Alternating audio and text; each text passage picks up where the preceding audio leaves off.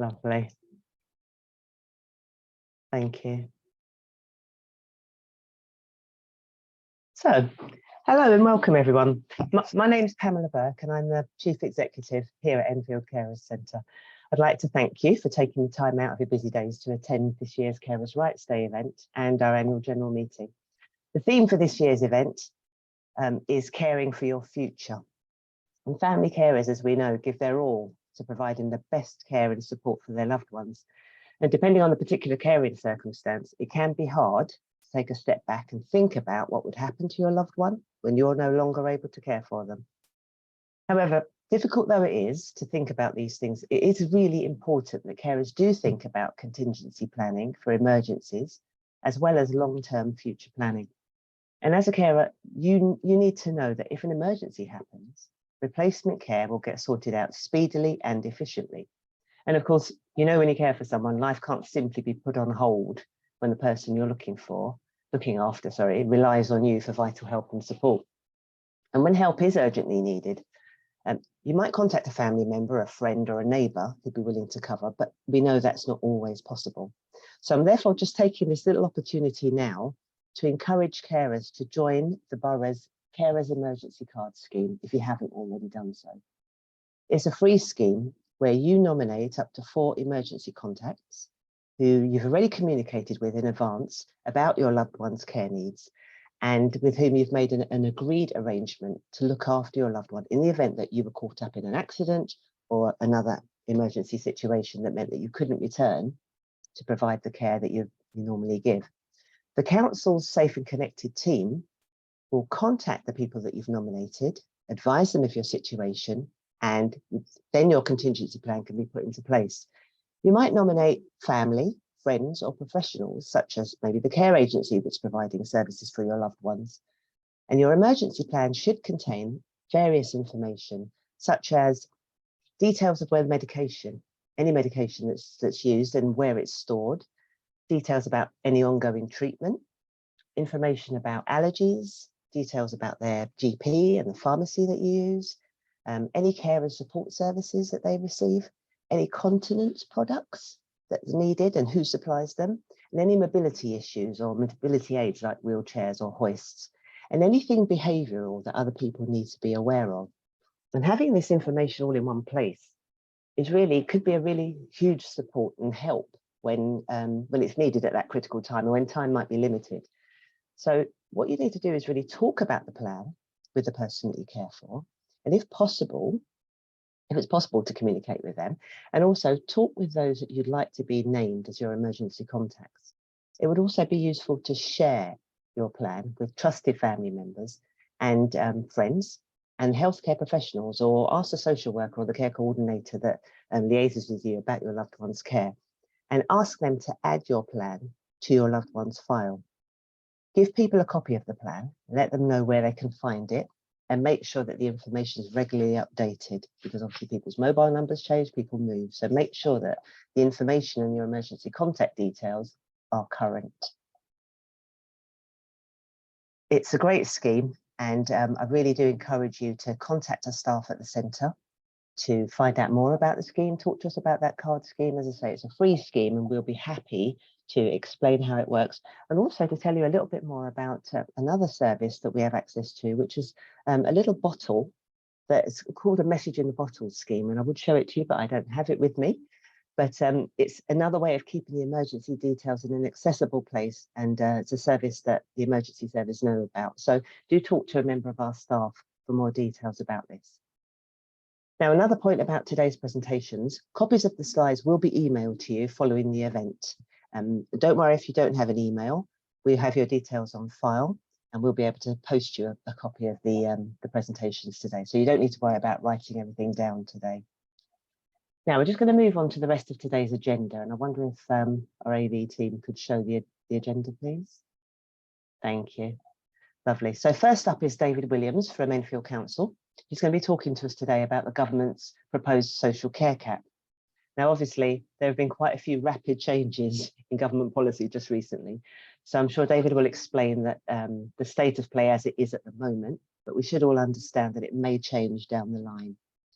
And then just before we begin Craig's first talk, we're going to conduct a short 4-point online poll, which I'd like you all to participate in, please. The poll questions are very short and they're intended to help us learn about carers' levels of knowledge and in relation to future planning. So then Craig Ward is a solicitor who's been working with us for many, many years, and we really appreciate him continuing to offer his time free of charge each month to provide carers with short one-to-one information appointments on care and disability related issues. Craig will be talking today about the ins and outs of inheritance tax, hopefully in as straightforward and uncomplicated a way as possible, and highlighting what family carers need to think about when planning their future. We had asked for questions in advance of today's presentation, but if they're time permitting, if you do have any questions that occur to you whilst the presentations are going on, please do put them into the chat and we'll do our best to accommodate and answer them. But I'm sure that we can pass any unanswered questions in writing to David or Craig, and I'm sure they'd be happy to answer them so that we can pass them on to you. Following Craig will be our AGM, which is led by our chair of the Board of Trustees, Tim Hellings. The AGM is very short, so do stay with us if you can. The AGM will be looking back over April 2021 to March 2022. And Tim will give us a short summary of our activities and the challenges during that period. Our Treasurer, Neil Yeomans, will take us through the audited annual accounts, and I'll share the 21-22 annual impact report, which gives you an idea of our activities and the difference our services have made to carers. After the AGM, Craig will deliver a presentation focusing on wills and trusts, that many people are already familiar with, even if they haven't made one yet, and also sideways inheritance, which I think would be very interesting to hear about. At the end of today's session, we'll also be asking for your direct feedback about today's event by asking you to complete another very short series of questions, which will help us assess the value of today's event. I hope you'll all enjoy and benefit from the event today. And you can see from the agenda that we've also scheduled a 5-minute comfort break just after Craig's first presentation, so you can all grab a quick drink or stretch your legs and focus away from the screen for a few moments. So that's everything, I think. Without further ado, I'd like to welcome David Williams to begin his presentation. Over to you, David.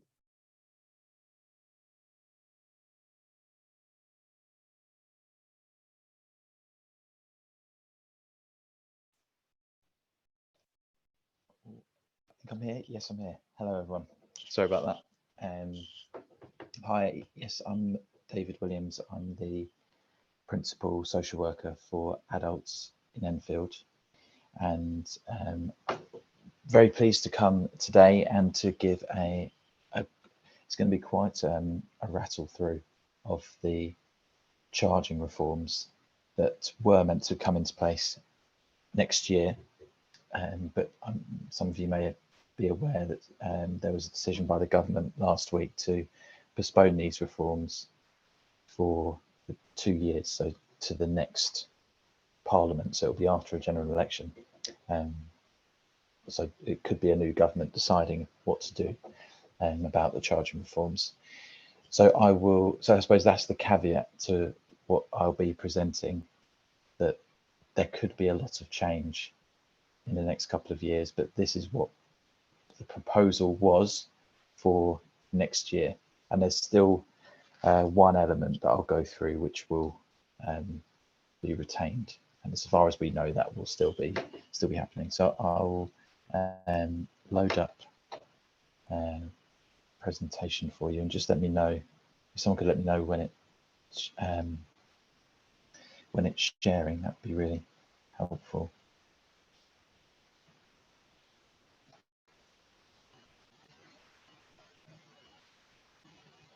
Has that come up for people? Yeah, we can see it, David, but it's not a slideshow at the moment, but I'm sure you're going to do that in a sec, aren't you? Lovely, right. Thanks. Okay, so all I can see now is my slides. I can't see any of you, unfortunately. So and some of this can be a bit complicated and it's a little bit dry. It's kind of a lot of information. So I apologize in advance for that, but if you have any questions, if you can just shout out. I'm happy to take questions as I go, and I think some people may not be able to unmute themselves. I don't know how, if one of the other the facilitators could just kind of interrupt me and say there's a question in the chat or wherever, then that's completely fine. Yeah, we'll let you know, David. Great, thanks. Okay, so this is what was going to be new. So the charging reforms, kind of colloquially known as the care cap, so £86,000 lifetime amount that someone would be liable to pay for their care, so social care. That the proposal was for that to come into place in October 2023. So this cap there's a few caveats around this cap that I'll go into. But after an individual has reached that £86,000, the local authority is liable to take up the kind of baton and start paying for that person's care. And this, everyone is entitled to a care account who's over 18. So it doesn't matter how much money you have. All you need to really have is the eligible needs under the Care Act. So anyone can request from their local authority for an assessment, and you'll be assessed under the Care Act, and there will be a care account assigned for you for your lifetime, and all of the needs that you're eligible for under the Care Act, you can start kind of topping up towards that care cap amount. So the idea was for this to be rolled out in a couple of phases, as it's quite it's a huge reform. It's a really big change. So there were some kind of trailblazer sites around the country that had started to do this kind of work early to try and iron out what could have been some of the issues for all the other local authorities. So that's already started. And we were going to start in Enfield, like the vast majority of other local authorities, we were going to start doing the first assessments in April. So that would have been looking at people who we know are funding their own care at the moment, particularly in residential homes. So we would start to invite those people for an assessment. And then the kind of full rollout would have happened in October 23. And it took, there was another couple of elements within the charging reform. So what's known as the fair cost of care, which I'll go into during these slides, and the remaining change for next year is the inspections. So at the moment, it's still going ahead that adult social care departments will start to be inspected by the Care Quality Commission starting April 2023. So this is how things sit now and will continue to be for the next couple of years. So this is kind of a rough overview of how people are financially assessed. So anyone who has savings above the £23,250 threshold, they will pay the full cost of their care. If they have savings below this amount, then there will be some contributions. They're means tested, so the local authority would pay towards some of their the costs of their care, so for those eligible needs under the Care Act. And once someone's savings fall below the £14,250 amount, there would be no contribution taken from those savings, but someone could be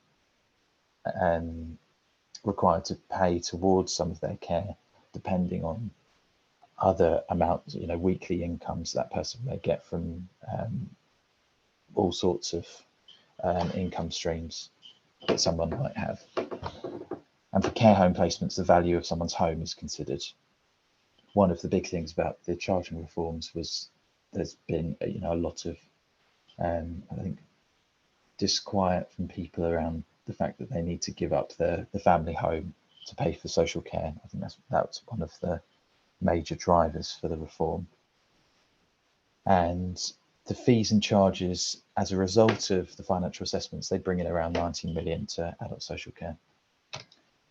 The proposed way this would work is that you can see the top end of the financial threshold would go up to 100,000, and this would continue to rise with inflation. So anyone above 100,000, they'd pay the full cost of their care. Between 100,000 and 20,000, there would be means tested support. So you can see that people who have kind of significantly more money than they, under the current system, they would be eligible for means tested support from the local authority. So this would open up the means tested support to many, many more people. People who have under 20,000 in savings, these savings there'd be no contribution from these savings, but again, there would still need to be a contribution if as other incomes would be considered.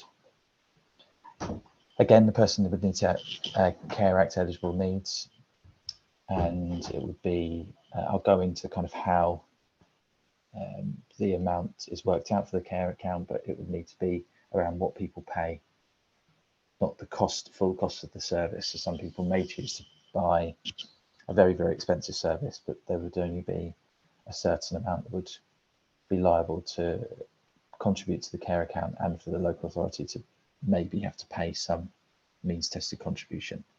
You can see this would cost local authorities a significant amount of money to support a wider range of people with the funding of their care.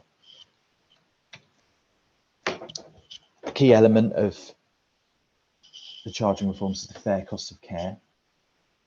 Currently, and obviously this will stay now for the next couple of years, residents who pay for their own care, so that full self-funders, can't access the same rates in the vast majority of cases that residents who are placed in care homes by a local authority pay, because local authorities often have big contracts with care homes, so they can negotiate lower rates.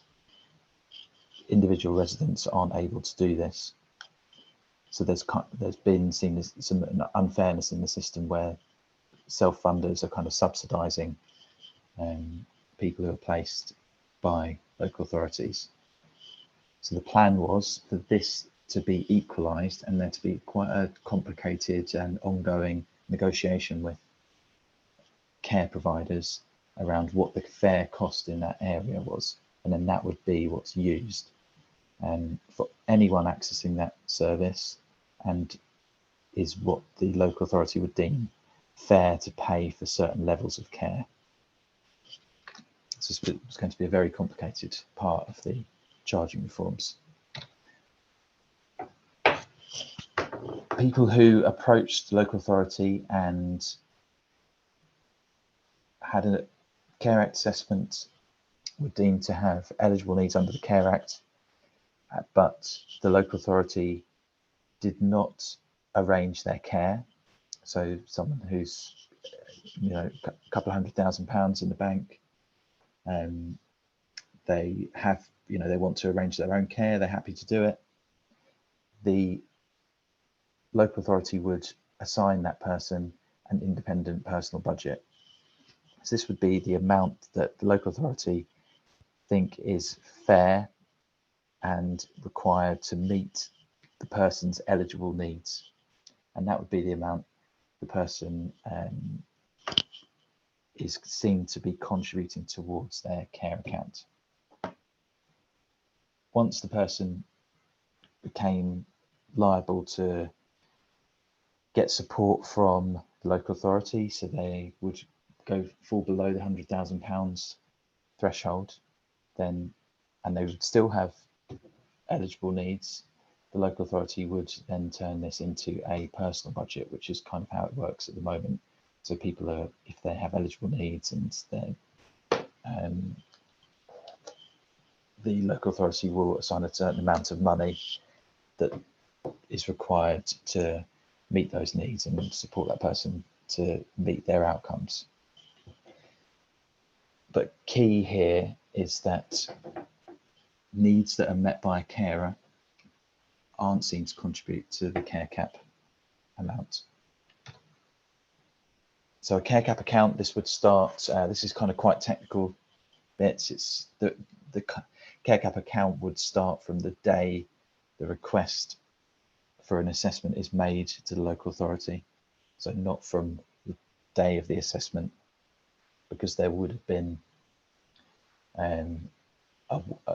maybe a significant wait for people to receive their assessment, depending on kind of the circumstances they're in, just because of the expected demand and the capacity of adult social care departments at the moment. So whilst the person's waiting, they can pay for their care, and this would be kind of retrospectively assessed. So costs that would not count are elements funded by the NHS. So NHS funded nursing care, personal health budgets, continuing health care funding, fees that could be charged by the local authority residents for undertaking certain tasks like administrative tasks, and for brokerage they wouldn't count. Anything pre-October 2023. Daily living costs, which is something I'll go into.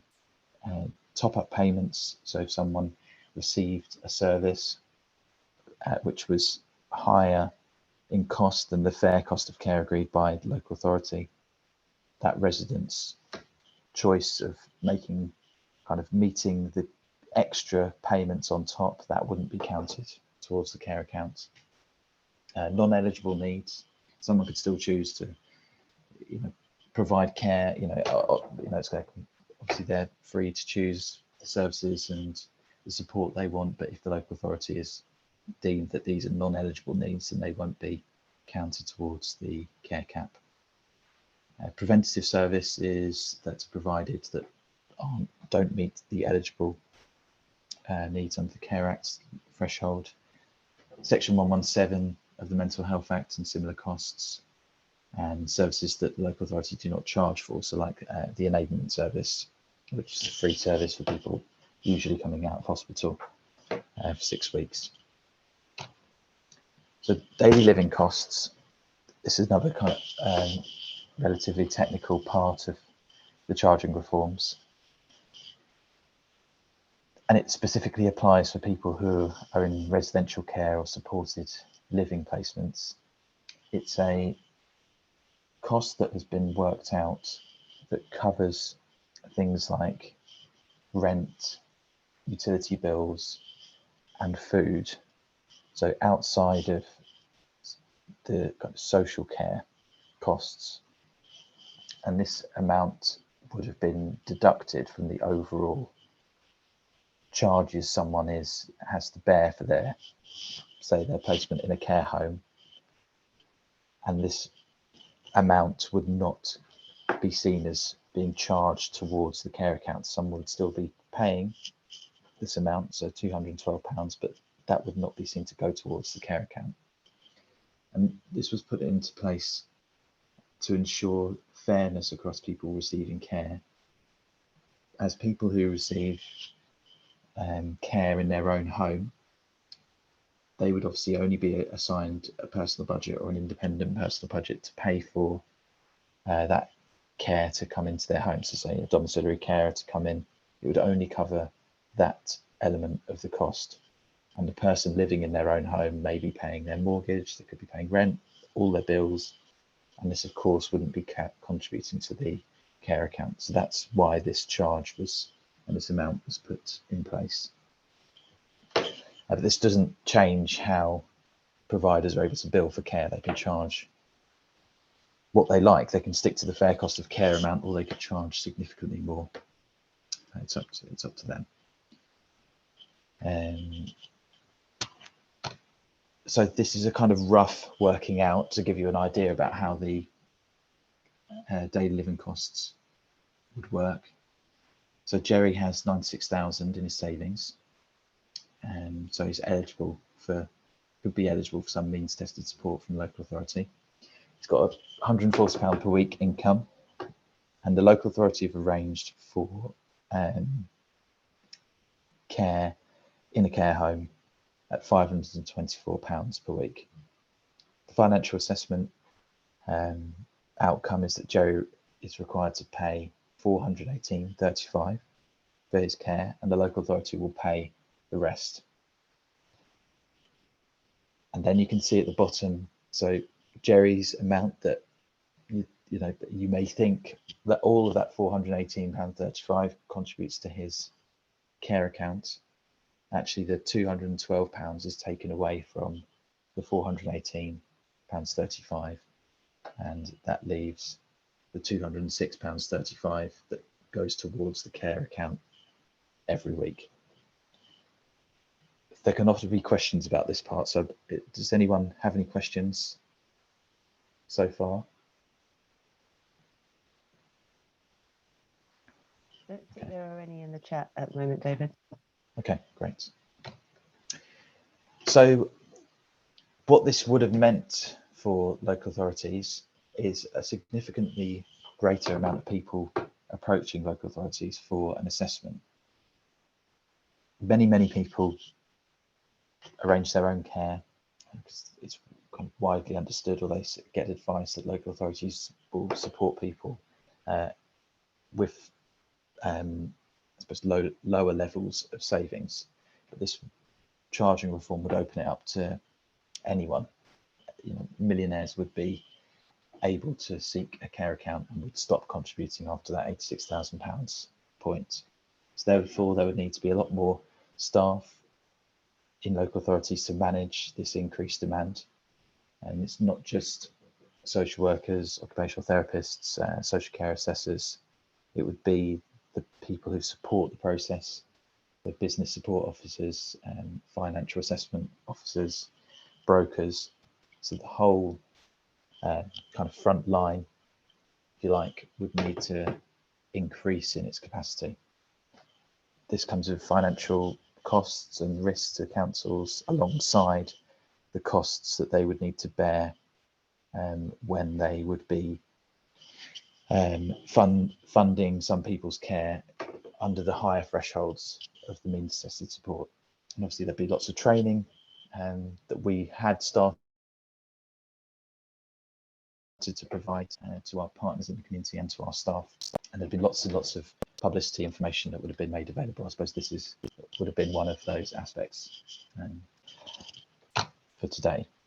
So another case study that might kind of bring this to life a little bit and make it a bit more kind of anchored in the real world is a case study for Ted. So he moved into a care home 1st November 2023. So let's say the reforms are going to happen. So they've happened a month previous. And Ted chooses to pay £800 per week. He doesn't contact the local authority until the 3rd of December when he asks for an assessment. And this isn't completed by the local authority for another month. Following that assessment, the local authority kind of agrees with Ted, essentially, that his needs are best met in a care home. But their the top of their threshold, the fair cost of care is £750 per week. That's lower than the 800 Ted has chosen to pay. So Ted is well within his rights to ask that he be moved to a home covered by the local authority amount, which the local authority does.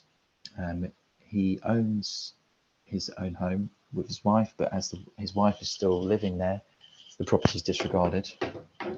Ted has 50,000 in savings and a weekly income of £300, and he's eligible for means tested support. So you can see that as things will now stay for the next couple of years, Ted wouldn't be eligible for support due to his financial circumstances, but will be if the reforms are brought in.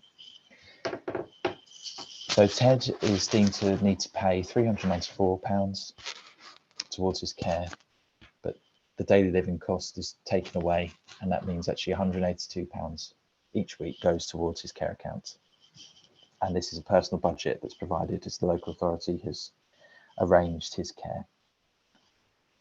So from the 3rd of December to the 5th of January, which is the period after Ted had approached the local authority for an assessment, but the assessment hadn't been completed, Ted will meter the maximum fair cost of care because he's paid above that.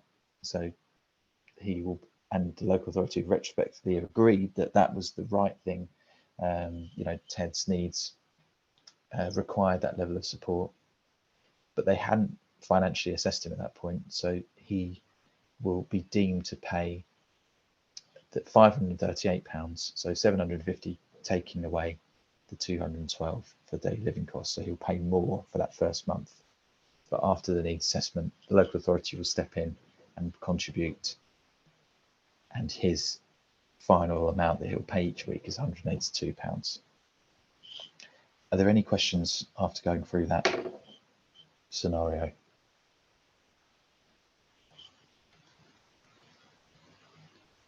Okay. So David, there was one. There was a question about residential care, which I've tried to answer about it. Values of property does apply if you're in residential, but there are disregarding factors, which you kind of answered in your presentation. I've also sent a fact sheet out. So unless you wanted to add to that, I tried to respond. No, I mean, there are lots of different scenarios, I suppose, when property is either counted or not counted. But yes, this is one of the scenarios where it's disregarded if a spouse remains living in the property. But yeah, I think a fact sheet sounds very helpful for people, so they can read through all the different, because it's a relatively complicated aspect of provision of care. There's one that can be found in the chat. Obviously, it may be updated over the next couple of years. But if you want a quick look, there's a good fact sheet by AGK that's now in the chat. That's really helpful. Thank you. So this is a scenario for someone who's living at home and receiving care. So Zainab has eligible needs, and local authority and her agree that this can be met in her own home for £320 per week. She's eligible for means tested support from the local authority, as she has below the 100,000 threshold, and she is therefore deemed to progress towards the cap £145 per week, and the rest is paid by the local authority. As you can see, this is much simpler to work out, as you don't have that £212 that's subtracted from someone's contribution towards their care account, as Zainab will have other costs such as her bills, food, rent, mortgage, etc. So that's the kind of charging reform element. I don't know if anyone has any questions about any of that. Hopefully you're still awake after that, and then I can give a quick overview of the inspection regime that's going to come in, as far as we know. There's no other questions in chat, so my camera's not working for some reason. It's probably see me. But there's no questions in chat, I'm afraid. Okay. So the inspection regime by Care Quality Commission, this is at the moment we think it's still going to happen from April 2023. Local authorities and their adult social care departments haven't been inspected for a long time. So it's going to be quite an interesting process. And the CQC have kind of acknowledged that, and the first couple of years for their inspections are going to be kind of looking to go to all local authorities to kind of understand what a baseline is of, I suppose, the quality of support and provision for people, as they may, go into a local authority right at the beginning and think, oh, this is, pretty bad actually. But then after they've gone around all of the other local authorities, they've actually seen it's one of the better. So I think that's will be the first couple of years. They'll kind of get a gauge of where provision is at, and then start to inspect and give ratings. That's how we think, but it's still in the process of being put together by the CQC. So at the moment, there's 4 domains that CQC are going to be looking at, and they've used I statements, which are from Think Local Act Personals policy document, about how to kind of gauge the quality of support given to people who use services.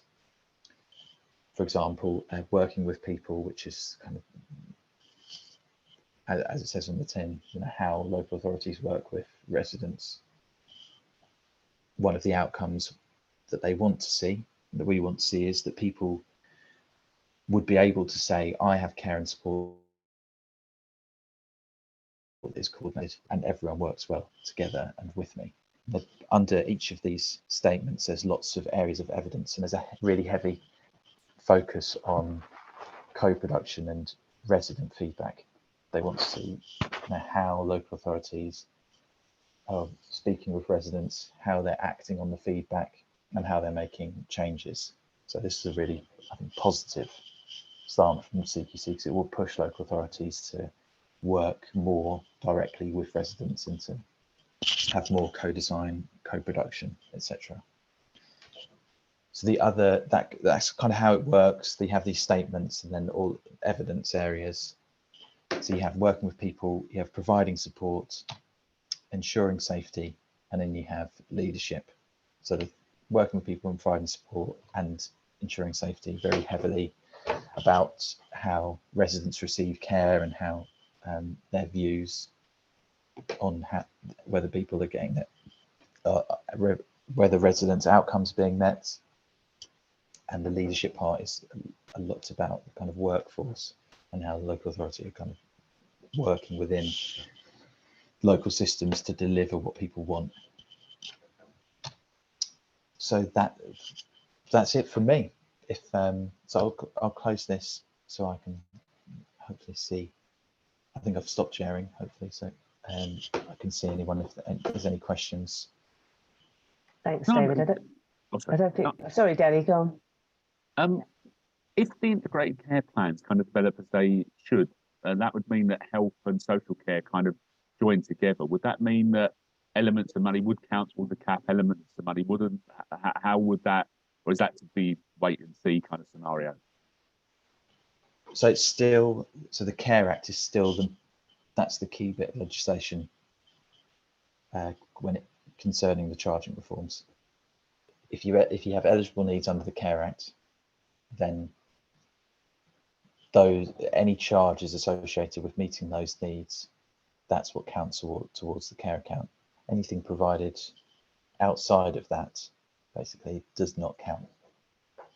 So it will all be directed under the Care Act. So even though there will be the integration between health and social care, there'll still be local authorities and possibly health organisations will be assessing meeting needs under the Care Act, but those would be the only elements that would go towards that care account.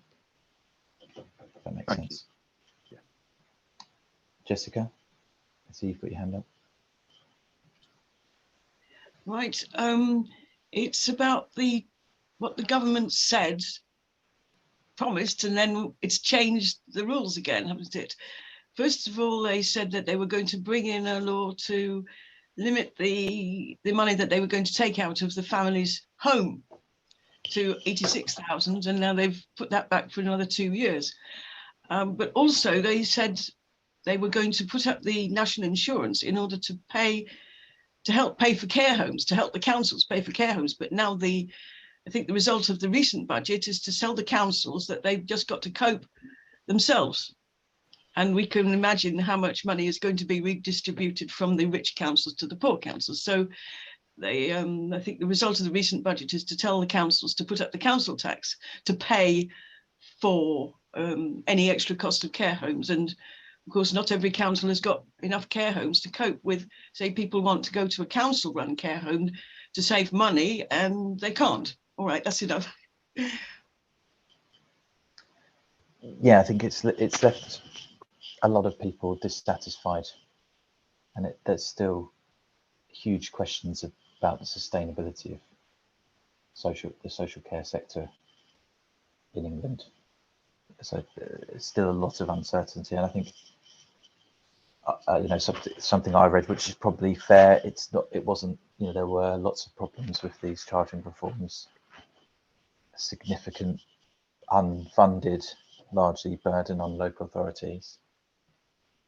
But once that had been implemented, then we could move on to other questions within social care. How we deal with lots of the other issues that are within the kind of adult social care sector, but now we'll still be focusing on this charging reform for another couple of years, which I think I'd probably agree with that viewpoint. Okay, I'm aware that we've only got a couple of minutes, so can we take Wendy? Can we take your question? That would be the last question in this section. Okay. Yeah. Hi, David. Thank you for that. I think I know the answer to this one, but under the original Deal Not proposals, which were supposed to be implemented in 2016, there was a zero care cap for people with lifetime disabilities, particularly learning disabilities. I know that this government just kind of wiped that, and that it was challenged by the House of Lords unsuccessfully. Can you just confirm that there is no prospect of the zero care cap coming in for people with lifelong disabilities? I think who knows what another government could come in and do. If you get a Labour government that comes in and has a look at it, maybe they would include it, but there's huge funding issues, I'm sure we're all aware of. So I think to put in something that may cost more money is going to be very difficult, no matter how people may view the fairness around it. But it kind of links to the other question around if someone has no savings, then if someone has no savings, they won't be charged for their care unless they have huge income that's coming in. And so people who make if the local authority is covering all charges for someone's care, they will not accrue any money towards the care account, because essentially the care account is there to protect people who have significant amounts of money from then paying out significant amounts of money for a decade of staying in a care home. That's really where the charging reform is aimed at. Okay, I'm going to have to. Yes, sorry. I'm going to have to wrap it up. Thanks very much, David. I think we're all aware that it can all be a very changing scene and quite quickly. Yes. So, but thanks for covering that section. Yeah, thanks for having me. All right. So we're going to move on now to Craig. Thanks very much. I'd like to introduce Craig Ward, who's going to be talking to us about inheritance tax now. Thanks, Craig. Let's just see if we can get Zoom working this morning. Let's have a look. Oh, there we go. Can everyone hear me? Yes, can you hear me, Pam? Good, right. I've got some slides. Now, just bear with me for a second. I will get the slides going. And can I share my screen? Oh, there we go. Share screen. Share that one there. Okay. Can everyone see my screen? Can you see my screen, Pam? I can see your desktop with your desktop. Excellent. with your PowerPoint. Right, good. Now, if we get this to going here, right? Is that Lovely. better? Yes. Just see my wonderful picture with the lighthouse and that sort of thing. Okay. Good. Pam's asked me to talk about tax this morning, and obviously inheritance tax later on as well today. And when I was thinking about talking about tax, one of the problems which I have when I talk to people about tax is that after about sort of 5 or 10 minutes, they kind of want to leave the room because it's tax. So I've tried to pitch this morning's both talks in a slightly light-hearted way, slightly interesting. We obviously do need to talk about tax because this is kind of why we're here today, talking about sort of some crucial issues. But tax is all about sort of understanding how we can save money, what the principles are behind it. And tax itself is quite interesting, but you have to bear with me to actually sort of see the interesting side of things. So hopefully at the end of there we go. Hopefully at the end of this morning's session, so we're going to be understanding inheritance tax, and we're going to be talking about wills, making wills and trusts. These two things go very much together, and I think they're useful topics, but we need to sort of consider why people actually, A, don't like talking about tax, and secondly, I suppose, why people actually don't like talking about making a will, because these two things very much are interlinked. One of the conversations every so often I have as a solicitor with people about their wills is constructing the will, and obviously talking about the inheritance tax as well. And it's something which they don't want to talk about. I've got a picture in the background there of the Titanic, and I went to Liverpool University a little while ago now, and in Liverpool, tons of information about the Titanic. But what you get there is all the time people are talking about, well, I'm sure it wouldn't sink. It's not that it was completely unsinkable. I'm sure it wouldn't sink. And making a will is very much, and talking about inheritance tax is very much like this. It's something which people know is going to happen, and now I know at some point I will stop. That's a reality. I have life, and at some point I will die. This is a reality which I think most people, myself included, obviously come to realize fairly quickly. The Titanic, though, it was a wonderful ship, and I think this is like a lot of people's views on sort of making a will. Well, I'll get around to it one day. I'm sure it'll be fine. Everything will be okay. There's going to be no problems or anything like that. Exactly like the Titanic. They were sort of saying, well, it's most likely not going to sink. It's unsinkable. I think that was where it led into. And this is like sort of sitting next to someone who's in hospital and they are on their deathbed. Oh, can I admit people? Is that okay, Pam? If I get my music gone, let's push yes. Oh, hang on, let's go back. I think someone's trying. Oh, there you go. Good. So it's sitting next to someone on their deathbed in hospital, and they know they're at that point in life when this is it. They need to make their will, but they've left it right to the end, which is okay, which works very well. It's sitting with the person, for instance, a few days ago in their living room talking about their will, and they were thinking, oh, I want to do this, this, and this, but they couldn't make up their minds. And we actually then decided, well, maybe we'll leave it, come back in a month's time, see where we are. It's like, for instance, attending a care home, which we did during the middle of COVID with my business partner, and the care home wouldn't let us in to actually even give the paperwork to this person so that we could stand outside at the care home and sort of wave through the window and watch them sign this will, two witnesses, my business partner and myself. And we turned up late Friday evening by appointment, by arrangement with the care home manager. They'd gone home, the manager, and the person on the deputy person wouldn't let us in. And the person who wouldn't let us in said, I'm sure it'll be fine. They'll be here Monday morning, not a problem. Can you come back? And the person who we come to visit, the client, was saying, I want to make my will. I want to do it now. But the deputy care manager wouldn't let us in. Unfortunately, that person actually died over the weekend and caused huge problems. So making a will is something which a lot of people are, oh, it's my will. It's the final something. It's bit like the Titanic. It'll never happen except it did. So we'll have a little look more at the Titanic, just briefly. Tiny bit about me and some more contact details so you sort of know who I am. Okay, I'll move on. Hopefully everyone's got the slides, so I'll move on. Now, my favorite pictures of the Titanic. And I think one in the top right, this is, I think, one of the last pictures which we have of the Titanic actually leaving when it set sail.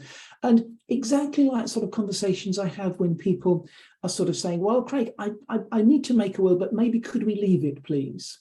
Could we sort of not talk about it? Because the wills start off by saying, this is the last will and testament of me, Craig Ward, of me, Joe Bloggs. And it's very much like, well, I'm sure I'm going to live forever, but then there's this hesitancy. And as we know with the Titanic, unfortunately, this is kind of where we ended up. So when I'm dealing with people in tax and inheritance and talking about the wills, it's one very much of, yes, I'm sure I might come to a point of stopping, but could we actually wait a bit? Can you come back in a month, 2 months, 6 months time? It's like the wills which I sometimes see in someone's home. Oh yes, we had our will done. It was done 2 years ago, and get it out and show it to them, and it hasn't been signed. Anyway, that's the Titanic. We'll come back briefly to that. But the point I'm making there is that it is something which we need to do. I know at some point, as you can see here, this is my birth certificate. So if you, the clever ones amongst you, can work out how old I am. I was born on the 7th of August, 1962. So during the summer, I became 60 and I became eligible to have one of those over 60 passes. So I can now trundle around on the underground free of charge. Well, I think I've got to pay a small fee for it, but there we go. So this is me. Now, I know at some point I'm going to get to the other bit of the paper which arises. And this is a picture of my gran. My gran in 1931 got married and she died when she was 95. And that's a picture of my gran when she was actually 18, I think, or something like that. And that's a picture of her getting married. And she died, lived in Enfield, as you can see, Ladysmith Road, and she died on the 29th of April, 2008. And she was 95 at the time. And I'll jump back. I've got one of these at the moment. This is my birth certificate. At some point, I will get one of these and I won't be around to look at this. But in the interim, I'm going to acquire, and I'm not going to show you the room where I'm sitting in, or my attic for that matter, because I collect things. I'm a bit of a hoarder. I will acquire all sorts of different things. And at some point, someone's going to have to do probate. And probate is a process. People ask me, Craig, can you tell me about probate? And this is probate here. This is kind of what we do in the office as probate. And as you can see, it's a process which you go through to actually arrive at, right at the bottom, distribute any residue. And the residue is the money, the assets, the pictures, the whatever it happens to be, which the individual has acquired over their lifetime. Now, I'm a bit of a hoarder, my wife's not.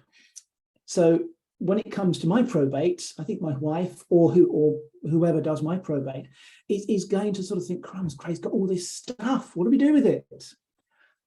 It's useful to think about, should I actually start getting rid of my stuff before I die? I don't want to end up in a situation where I'm sitting on my deathbed thinking, crumbs, I've got all these bits and pieces. I'd love to give that to someone. I'd love to give that to someone else. We can actually make gifts, if we wish to, of items, obviously money as well, and we'll explore that in a moment. We can give gifts to people we love, care for, people we've never met, people we perhaps don't even like. We can give them things if we wish to. And we get a choice. And that's the big thing about a will, which obviously forms part of our inheritance and the tax implications, and we'll come to that in a moment. But this is a thing about a will. I can sit down in the comfort of my own armchair and I can write my will, or I can get someone to write it for me, depending on where I am. And I can put in my will, I want to leave all my bits and pieces, my pictures, my coins, my whatever it happens to be, to named individuals. Or I can say, all my assets are to pass to this person, this person, this person in equal shares. And the person doing my probate will look at all my stuff and think, how do I divide this up? One way which, can I jump back to my gran? When my gran died, we emptied her house of most of the items, and we left a lot of the items, all her personal possessions and knickknacks and ornaments and all the other stuff which she had. We sort of left them at the top of the house once we'd sort of done the house up ready for sale. And we said to all the relatives, here's some plastic bags. You're allowed to take 2 or 3 items. So you're allowed to wander around the house without a plastic bag. And they all came round. I think we had about 30 of them trundling around the house at one point. And we said to them, please take whatever you like. 1 or 2 closer relatives had sort of taken 1 or 2 items. And we said to everyone else, about 30 of them or so, we've got some plastic bags. Have a wander around first, see if you like something, and if someone else likes the same thing as you do, maybe sort of negotiate out. But that was the fairest way we found of distributing my grand's bits and pieces, items, the knickknacks, all the bits and pieces which she'd collected. Because jumping through to probate is making a distribution of her finances. So my grand's finances were sorted out, and that was easy. That was money. We had a house, sold the house, divided the money, not a problem. Everything else, the bits and pieces, that becomes a bit of an issue. Who do I give this to? How do I sort it out? Because that is part of the probate process, part of distributing the actual items, stuff I can't chop in half. However, I know some people would like to sort of chop things sometimes in half and kind of have half each, but that's not possible with a picture or a piece of jewellery or some other sort of valuable item, or even, for instance, the vase you buy from the department store. So this is probate. This is actually what goes on. And as you can see, right in the middle there, it's draft up a list of the deceased's assets and liabilities, because we acquire things over our lives. And at some point, we may have to pay tax. And that's the crunch. People don't like paying tax. But at the same time, I've met people who say, actually, yes, I want to give something back to the government for different reasons, and they're happy to pay the tax. But I'm never asked that question. I'm usually asked, Craig, how can we not pay tax? How can we actually make savings? How can I pass as much as I possibly can on to the next generation? I've spent my lifetime working very hard for all these things, and I want to benefit my children, my relatives, my friends, whoever it happens to be. How do I pass this on? And this is where we're going this morning.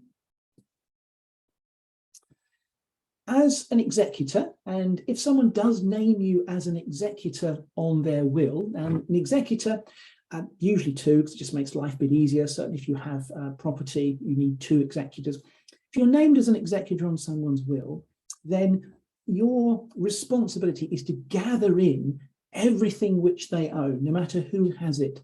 You have to take control.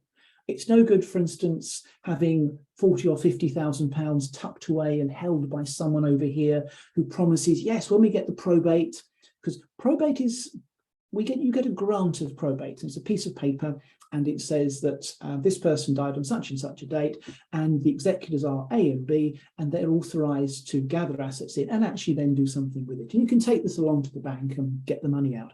But it's no good having someone sitting somewhere tucked away with 50,000 pounds in their bank account and not giving it over to the executors. The executors gather everything in. That's what they need to be doing. Now, I've got a bit of a challenge for you, because I know lots of people have been sitting there for the last sort of hour or so, 45 minutes, hour or so, and listening to one talk. And I know I've just started, you might have had a brief comfort break, but if you haven't, now's the opportunity, because what I want you to do, and this is something which I would encourage you to do now, because we're going to be stopping for 2 or 3 minutes. So if you want to go and have a quick comfort break, you can. But what I want you to do is have a walk around your house. Seriously, get up, walk around, wander about, look at your house, because I want to have in our minds, when we do the rest of this talk, all the items of value in our houses, because that's going to form part of our tax calculation. And I'm going to jump forward just a couple of slides here. Here we go, to our house walk. So what I'd like you to do is, out of the chairs, have a big stretch, because if you've been sitting down for half an hour, you perhaps need a bit of a stretch. Have a stretch, have a walk around your own houses now. We will stop quite genuinely for sort of a couple of minutes so you can do this. Have a walk around. Identify items which you'd like to give to someone if you have the opportunity, or if you have a look and say, I've got lots of personal possessions there, or perhaps I need to make a little list there, or I've got all these items here. I think they're valuable, but I'm not so sure. So I'm going to stop for 2 minutes. I will time 2 minutes on my clock here. So can we come back in 2 minutes? Have a wander around your house, and we'll come back in 2 minutes' time. Pam, you haven't moved. Oh, there we go. Good. So have a wander around, please. I'll leave the screen on so you can have a look. So what's in your kitchen, your living room, your other rooms, bedrooms, bathrooms, garage? The attic, I'm not going to go near my attic because there's too much stuff in it, but there we go.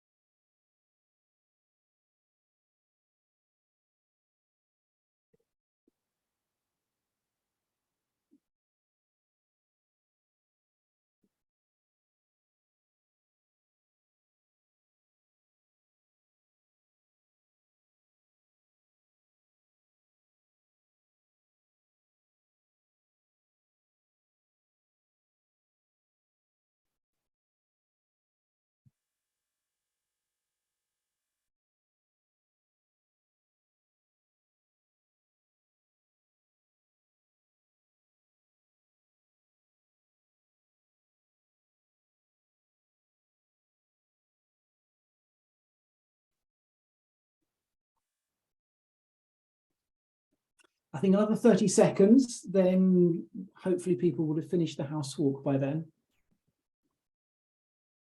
Oh, Pam, you're back. Good.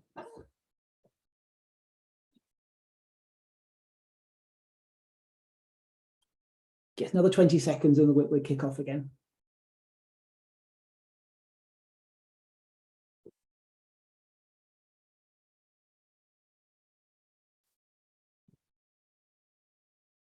Obviously, that was just 2 minutes. And in real terms, I encourage my own clients to spend a little longer. And as you can see there, take a pen, paper, spouse, friend, cup of tea, coffee, whatever you want.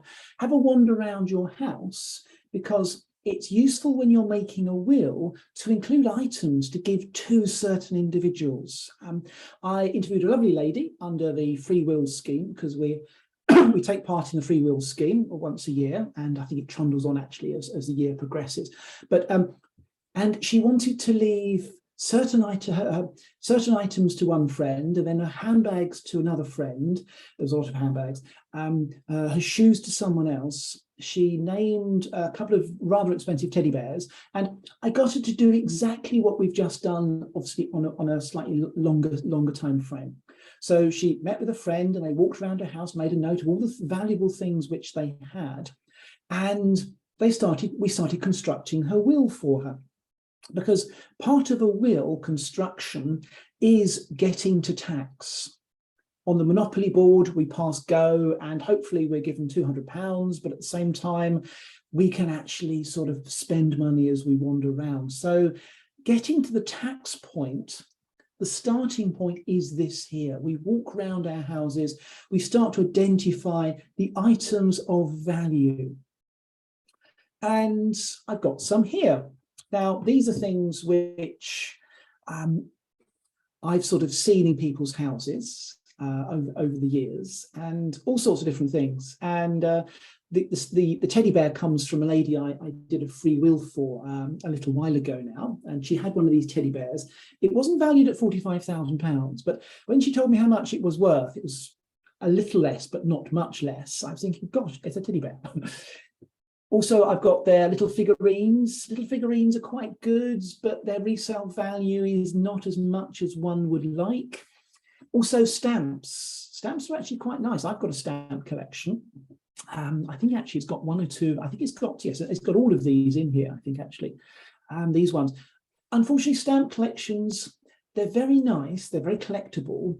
And if you want to, they make great pictures on the wall and things. But their actual resale value is negligible. people collect them because they're nice to look at. And sitting in the office at the moment, we have, I suppose, 5 or 6 boxes, large sort of boxes, Sainsbury's boxes, that sort of thing, full of someone's stamp collections. And there's probably about 40 or 50 books full of first day covers. Unfortunately, they're not that valuable. They're wonderful to look at, and we'll sell them on eBay and make some money. It's like, for instance, I've also got there's a penny black and a tuppenny blue there. There's loads and loads of those. And there's a small percentage which are worth a lot of money, but there's a vast percentage of penny blacks and tuppenny blues which you can buy for sort of 10, 20, 30 pounds, that sort of thing, because there's problems or concerns, or there's cut the corners off, or they're a bit too close to the edge or something, or the stamp itself has been damaged in some shape or size. Matchbox cars. We had a client for a while who collected Matchbox cars, and she kept the boxes, and that was the key. Not just the cars, but the boxes, and actually those were quite valuable, we found. And I've also got original pictures. Again, depends on the artist. That's a picture there by Quentin Blake. I think it's from one of his series he did for a hospital in South London. And again, that has a value. At the moment, the guy's alive, which is really nice. Of course, pictures change in value when the artist is no longer with us. So have a wander around, see what you can identify. Because these are other things. I've got these in my attic. And I've got a little bag of threepenny silver pieces. These are ones you put in Christmas cake. You don't put them in Christmas cakes anymore, hopefully. And I know their value because they're not in very good condition. They're £1.50 upwards, maybe. And I've also got their 3 coins. These are coins I was left by one of my aunties. And she left me 3 of these, and they date from 1953, and they're in the little sort of plastic sort of wallety things they come in. And they're okay, they're not brilliant, maybe £30 for sort of each one of those. You've got a proof My dad had a little box of coins. You've got a proof one that sort of might be a little bit more. This is a coin which I came across recently, and it's called an Adelaide crack pound, and it's an Australian coin. And as you can see, it's got a bit of wear and tear on it. However, jumping back, in 1953, they produced 40,000 of the coronation crowns. So they're 40,000 of these things. They're worth an amount of money. This coin here, dated from 1852, and as you can see, it's sort of been not used, but it's sort of been around a bit.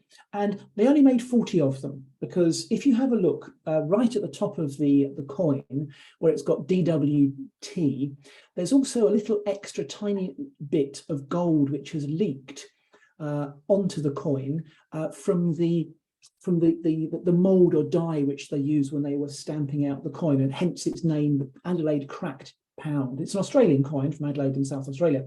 And they made 40 of these and realized, hang on, the die's breaking, need to stop, made another sort of die to actually make the coins with. This one's currently valued at £67,000. And I know I've seen that coin, and it lives in Australia. So coins obviously have value, and it's a matter of looking at sort of what value the coin has. Every so often, and this is a little sad, and my apologies here, every so often we come across houses where they're a little bit like this. I think actually looking at them and looking at some of the houses we've recently visited, these are kind of not bad. We went to one house recently where if we looked through the corridor going into the house, we really couldn't see any of the walls at all. And then we walked through several of the rooms. And one room we really just couldn't get into. There was just so much stuff in it. And we need to clear it out. So it's not just the valuable items which we find when we're doing probate. Unfortunately, we come across houses like this from time to time, but I'll move on. So let's have a little look at tax. Now, as we travel through life, and when we get to the point of dying, we are allowed to give away tax-free to anybody we like, up to £325,000. And I've got H and W, husband and wife, which also relates to civil partnerships as well. So when I die, I can give away to anybody I like. For instance, I could give Pam, would you like something under my will? Pam's smiling at me here, good. I'm allowed to give away up to £325,000 if I wanted to. I could give that to Pam, tax-free.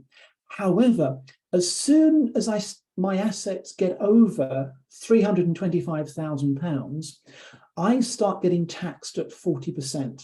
Anything above that, if I'm an individual single person, I've got £325,000 I can give away to anyone.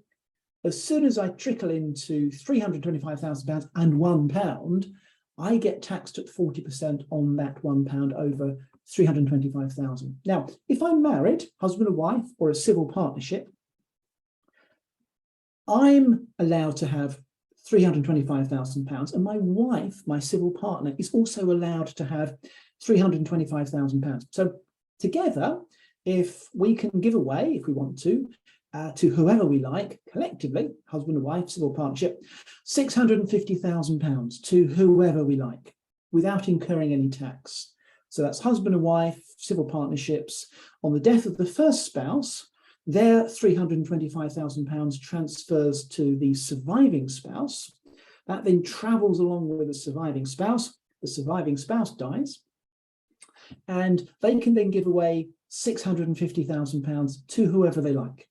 Now, it gets more interesting, because if you're married, civil partnership, and you have children, which is the right-hand side of the screen there, we're allowed to give away our £650,000. So we have first spouse dies, second spouse dies, we have our £650,000. If I'm giving away to my children or my grandchildren, my direct descendants, and I've got property, there's an uplift of it's now £175,000 per person, which brings my tax calculation up to £1 million tax-free, which I'm allowed to give to my children.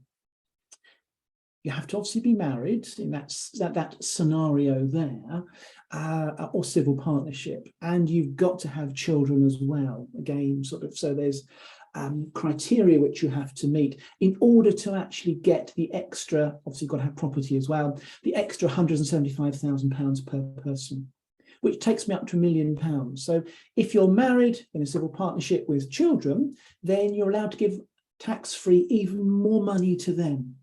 So I've gone for my £650,000, which I'm giving away to whoever, to my £1 million if I'm giving that to my children.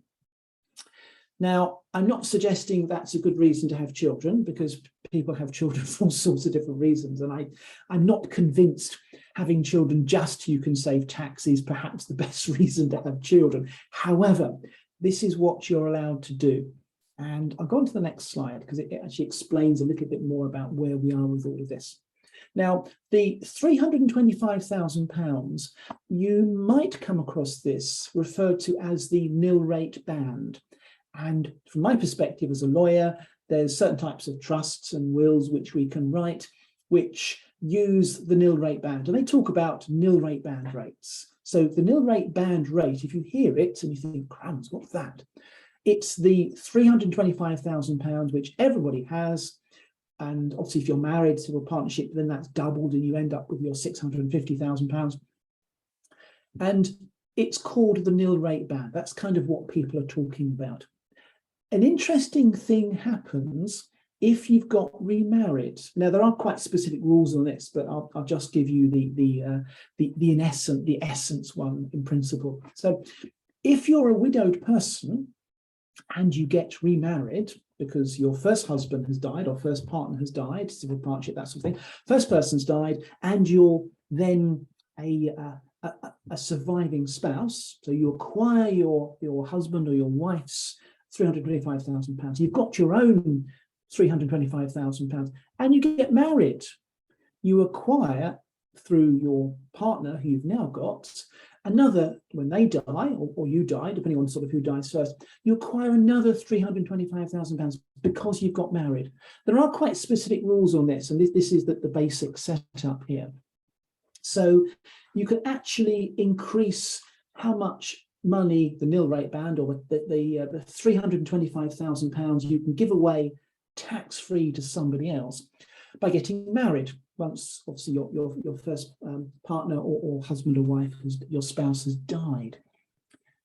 Whether that's a good reason to get married, again, separate conversation. But this is how tax transfers around. This is how we can start saving tax. So we start with a single person on their own with the 325, which is called the nil rate band. We then get married, civil partnership, that doubles, two people coming together. We then have one of them dies. We then got the transference of that person's 325 to the surviving spouse. And the surviving spouse, civil partner, decides to get married and acquires another 325. So let's have a look at reality with our tax. And do we actually start paying tax? How can we not avoid paying tax, but how can we reduce down our tax sort of liability or our tax bill? Now, I did a little Google search and I dug around on Rightmove. And this is just in Enfield town. So this is kind of fairly close to sort of where the Enfield Carers Centre is. So that kind of area there and running into Enfield town. Obviously, Enfield town doesn't have a massive houses, but you sort of get the idea. So this is the average house price. And there was a bit of a spread, okay? So it's kind of in the middle, but there's a bit of a spread here, obviously. So in Enfield town, the average terraced house goes for about 525, and obviously some are worth more, some are worth less, it depends. And the average semi-detached house, again, you're looking at a variation, £650,000, some less, some more, again, it kind of depends. And if the individual, and obviously I've picked some figures here just so we can actually work with them this morning. So if the average person has £50,000 savings and the average content is worth £10,000. Now, I realise that £10,000 is an amount of money, but if you then start thinking, actually, hold on, my house is full of all these things, is it really only going to value up to £10,000? Well, a lot of it sometimes is a bit less, but I've got some figures so we can actually work with. So let's have a look. Taking our single person living on their own, and here's a collection of not people I've met, but certainly single people. And the single person who never gets married. And as you can see from the slide there, the single person, they've got a house, terrace property in Enfield, average price 525, they've got savings of £50,000 and house contents worth, say, £10,000, that sort of thing. They might have sort of nice furniture, pictures, all sorts of different things, which we can then gather in as executors, sell on their behalf and say, this is your estate. And the amount of money we end up with, so if you have a look at a will, and we'll have a little look at a will in a moment. If you have a look at a will, it talks about a residuary amount, that's what we're looking at. And in this instance here, their residue estate or residuary amount comes to £84,000. Might be £85,000. I think I've adjusted that slightly for some other issues going on there. But anyway, what we have is on the right-hand side of the screen, some calculations relating to tax. I think I've rounded it up actually, just to sort of make it easier. It's on the screen. But what we've got is that person, they're allowed £325,000 tax-free because they don't have any children. Then they can't leave that to their assets because single person, never married, never had any children. So they're going to be taxed at £259,000. So they get their 325. Anything above that, they're taxed at 40%. So 40% of £259,000 gives us £103,600, which they're taxed. So that is a tax that person will have to pay without doing anything whatsoever. And there are ways which you can actually mitigate this tax by setting up a trust or sort of managing sort of how much money they give away over their lifetime to reduce down their tax bill, or how the ownership of their property sort of rests. But straight, without doing anything at all, and this is what I find. Every so often, I will come across someone in this situation. And my probate solicitor in the office, when they do probate, they'll say, Craig, this is the amount of money this person has to pay in tax. They've not made a will, or they've made a will and it's a very basic will, doesn't sort of have any tax planning in it. There's no trust which they've set up to mitigate sort of the value of their property or move it to other generations, that sort of thing. This is their tax bill, £103,000. Now, I'm not going to ask hands up who wouldn't mind paying £103,000 in tax in one go, because I think most of us would actually say, Craig, that's an awful lot of money. How can I not pay that? And one way of not paying that is to set up a trust and put your house inside the trust to offset or mitigate sort of some of the tax, which might accrue, for instance, from this particular scenario here. So let's move on to another one. So this one here, they're living in a terrace property, average price $650 with savings.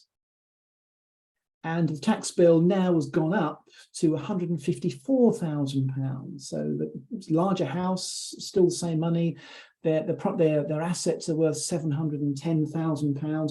Now, I every so often will see someone in this position because they've done nothing whatsoever. They have sat there sort of thinking, well, I'm on the Titanic here. I'm sure nothing's going to happen. I need to make a will at some point and I'll get around to it when I do.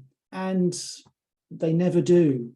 And like the Titanic, we know that they were saying, well, it's unlikely to sink. I think some people pushed it a bit further and said it's unsinkable, but they said it's unlikely to sink.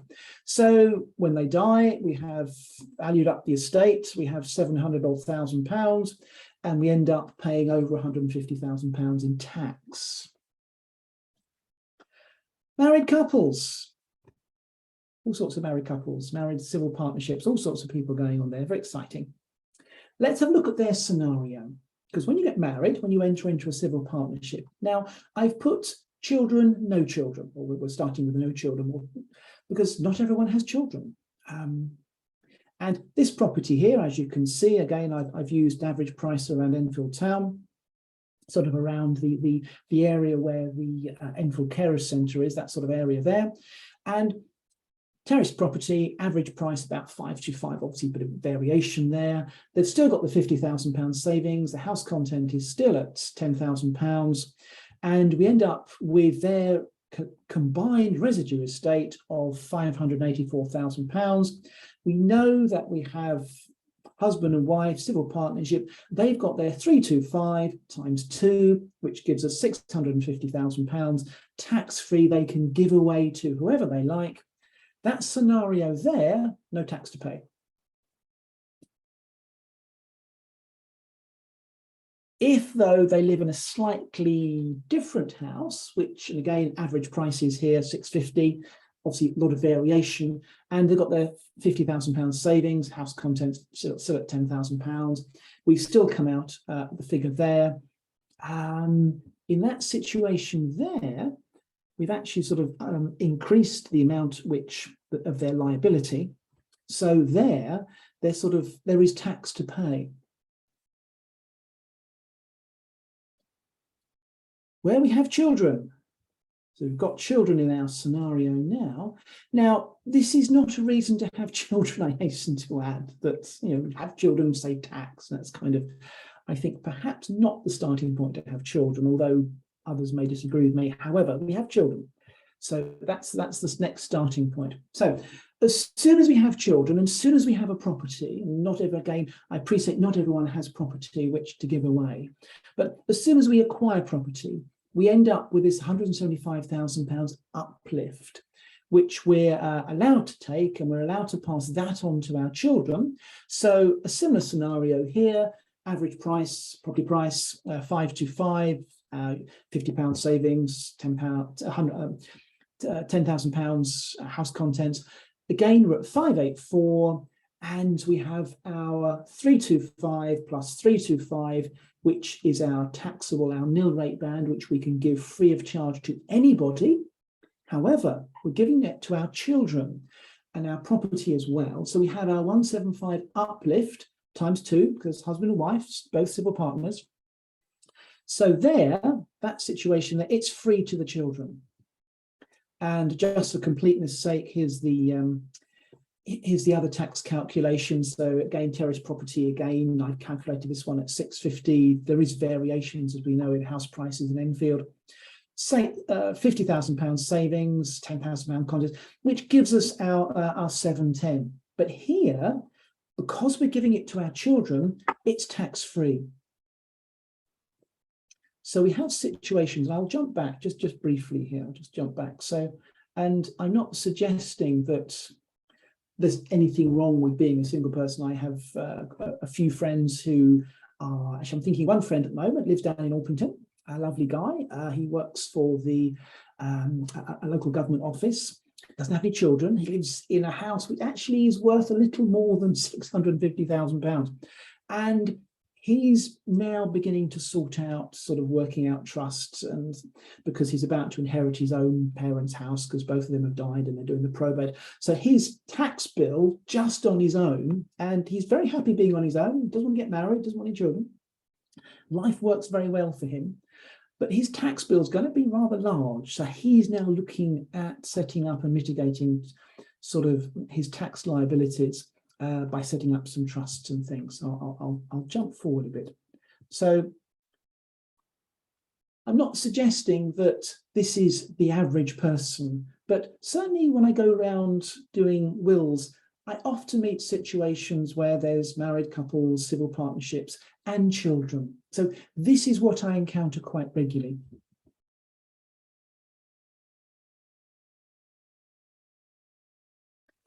The other thing I find, and this is when you're doing your house walk. So when I'm doing your house, when you're doing your house walk, it's useful to think, have I inadvertently, or perhaps by design, sort of hidden things which are in special places which I know about, and they're my special places, which it's nice and safe there. But of course, at some point, if we die, then the knowledge of the special place dies with us. And I walked into someone's house a little while ago now, and we were sort of wandering around, and the family had been round and sort of said, well, actually, no, we've found all the bits and pieces. We found this, couldn't find this. They sort of went through various things they couldn't find. And we then did a walk around ourselves. And we tend to look all over the place for different things because people hide things in the most peculiar places. I'm sure you've all got little special places you put an important something, so it's safe there, and of course then we forget where we've put it, and the safe place becomes, well, I don't know where it's gone now, I've lost it. We looked under the drawers, behind the drawers, we looked behind cabinets, behind the pictures. We looked, and this is a picture actually recently from, I think, online BBC, where someone had found a note from the floor people from about 110 or 120 years ago, saying, this is us, we put the floor down. We also found, when we were wandering around this particular house I'm thinking of, when we walked sort of from, I think it was from their living room into their kitchen, there was one step. And the family said to us, oh yes, it's always been a squeaky step. You know, we're going to get around to oiling it or doing something or nailing it down one day. And they never had, because people have now died, maybe have now died. And I looked at this and thought, squeaky step, why have we got a squeaky step? So I peeled back the carpet, pulled up the squeaky step, and found all the documents which they couldn't find, because that's where the lady had stored all her important documents, under the squeaky step, which the family had just dismissed as, oh, it's a squeaky step, we'll get round to that at some point. So if we do put things in special places, we need to tell someone, otherwise we end up, for instance, never finding them. And if we hadn't looked under the squeaky step, then we would never have found the important documents, which actually save them a lot of money from a tax perspective. So this brings me on to my next point.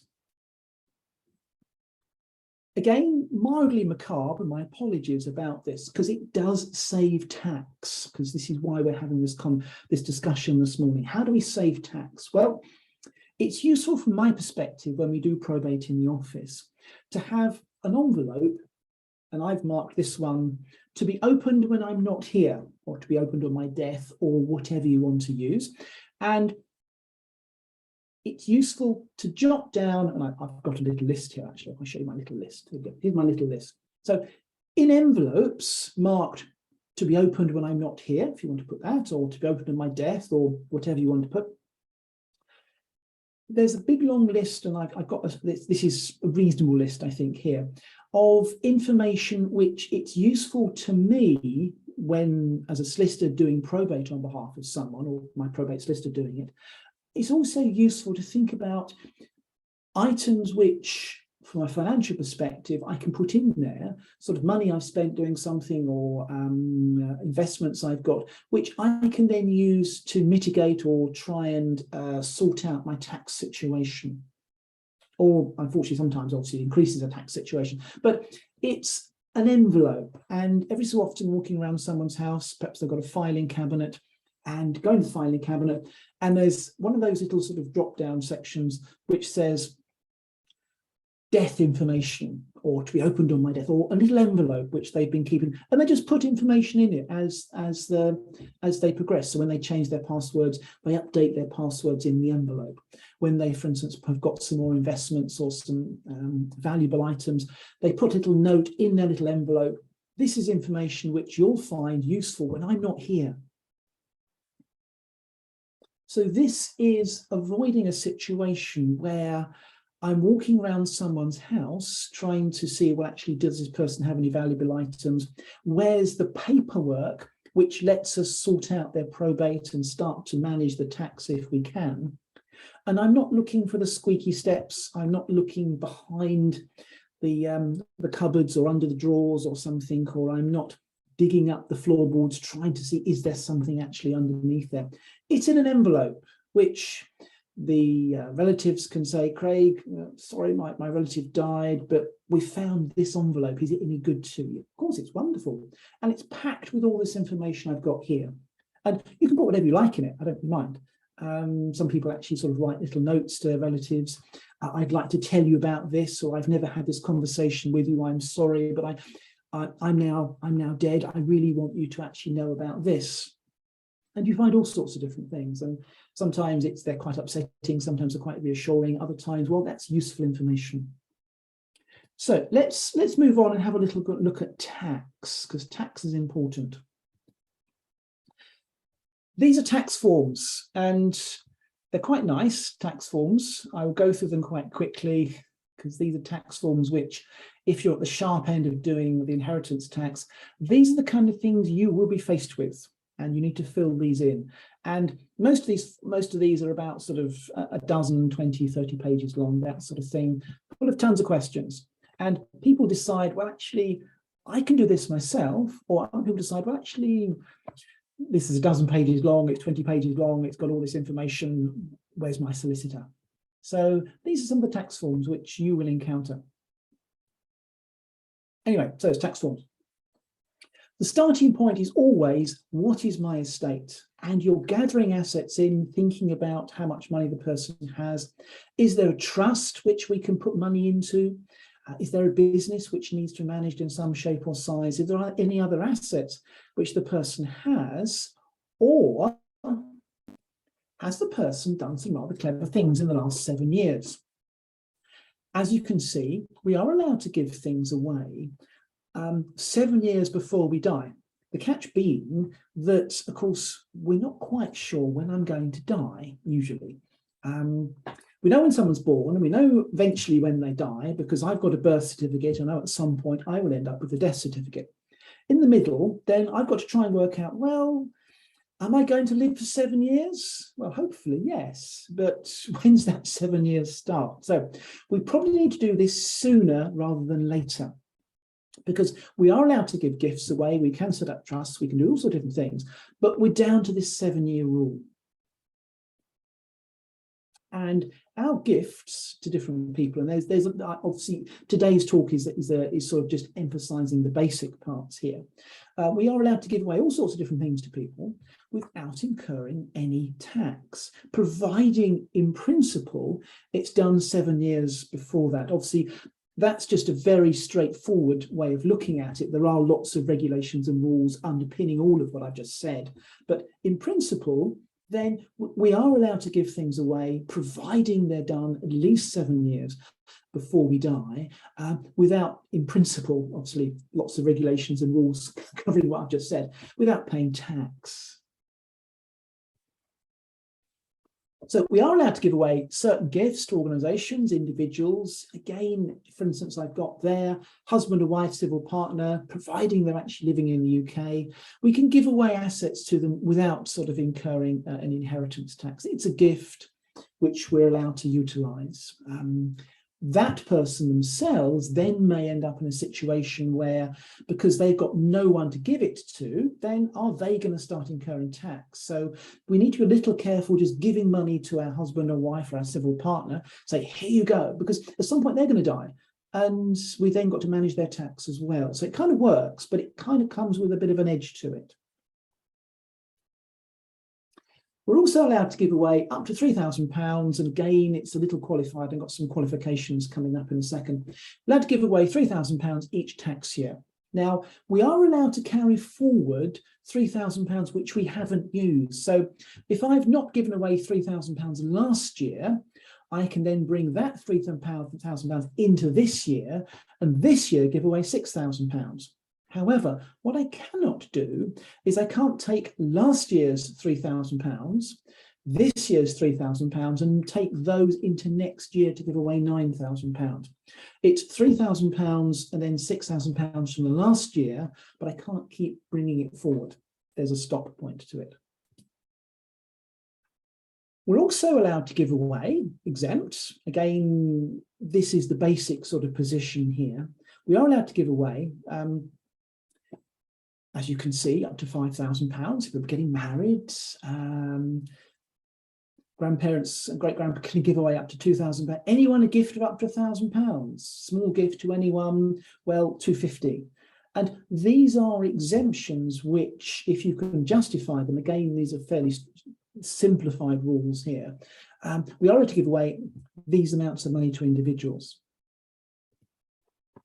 We're also allowed to give away if we're maintaining someone as part of the normal expenditure, but the maintenance, keeping someone going. And I've got in the lower half of the slide there, we've got husband and wife, civil partner. So if I'm actually maintaining that person, then I'm allowed to give them money above, for instance, what we've just been thinking about. But of course, there has to be justifiable reasons to do that. They themselves have to be in situations where they need that money, or I've got a liability or responsibility to actually sort of look after them.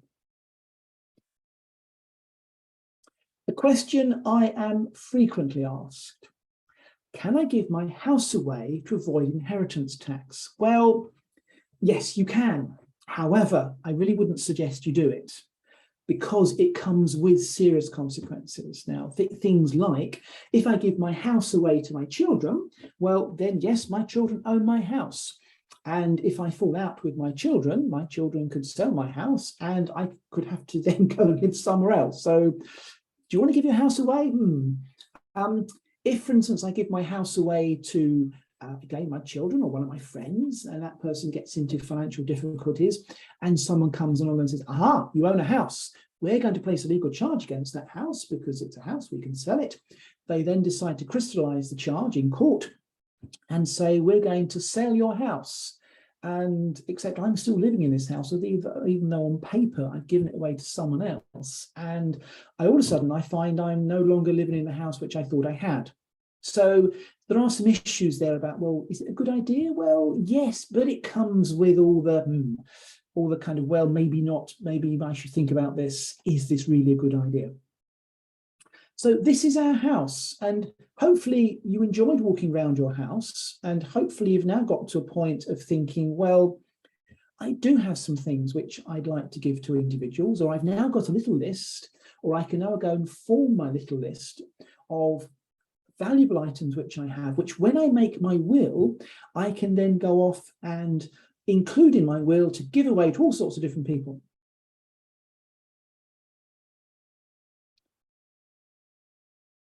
Extending slightly the conversation we were just having about regular payments, maintenance, that sort of thing, it is quite possible to help someone else with their living costs. But, and it is a but, if I start giving money on a regular basis to someone else to maintain them, how is that going to impact upon my normal expenditure, my actual own money I need to live on? And we then end up, if, for instance, if someone goes into long-term care, we end up with a question, well, this person's been giving money on a regular basis to someone, which is not a problem, but has that person inadvertently been divesting themselves of assets which then subsequently could have been used to pay for their care? This is called deprivation of assets. And rare circumstances where that happens, and it is rare circumstances, but if someone's giving away a lot of money, so for instance, they give 20,000, 30,000 pounds to one of their relatives in a job lot, and they then go into long-term care, a financial audit's done by social services, we end up with a question, well, you gave this 30,000 pounds to this person. Why was that? That's not a kind of a regular payment. It might have been a regular payment, a lump sum regular payment, but it wasn't sort of money over a period of time. Has deprivation of assets occurred?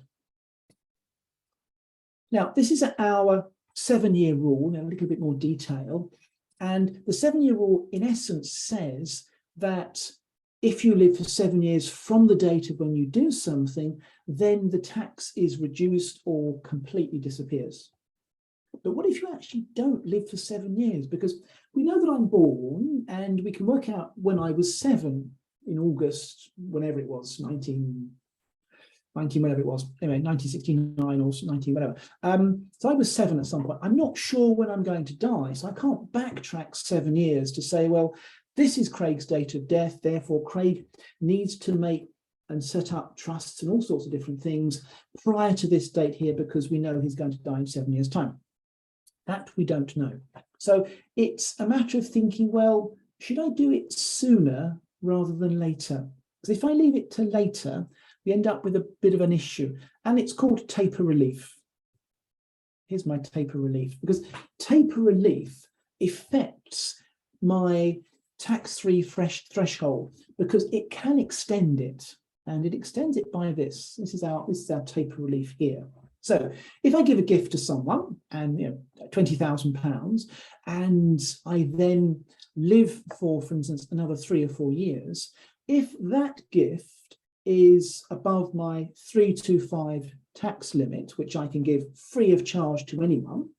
So if it goes above that, I've given away my £325,000 and I've got this extra 20-odd thousand pounds, which I gave to one of my friends, then I potentially could have a tax liability of 40% of that, or in this instance, 32%, because it starts to reduce itself down the closer you get to living for more than 7 years.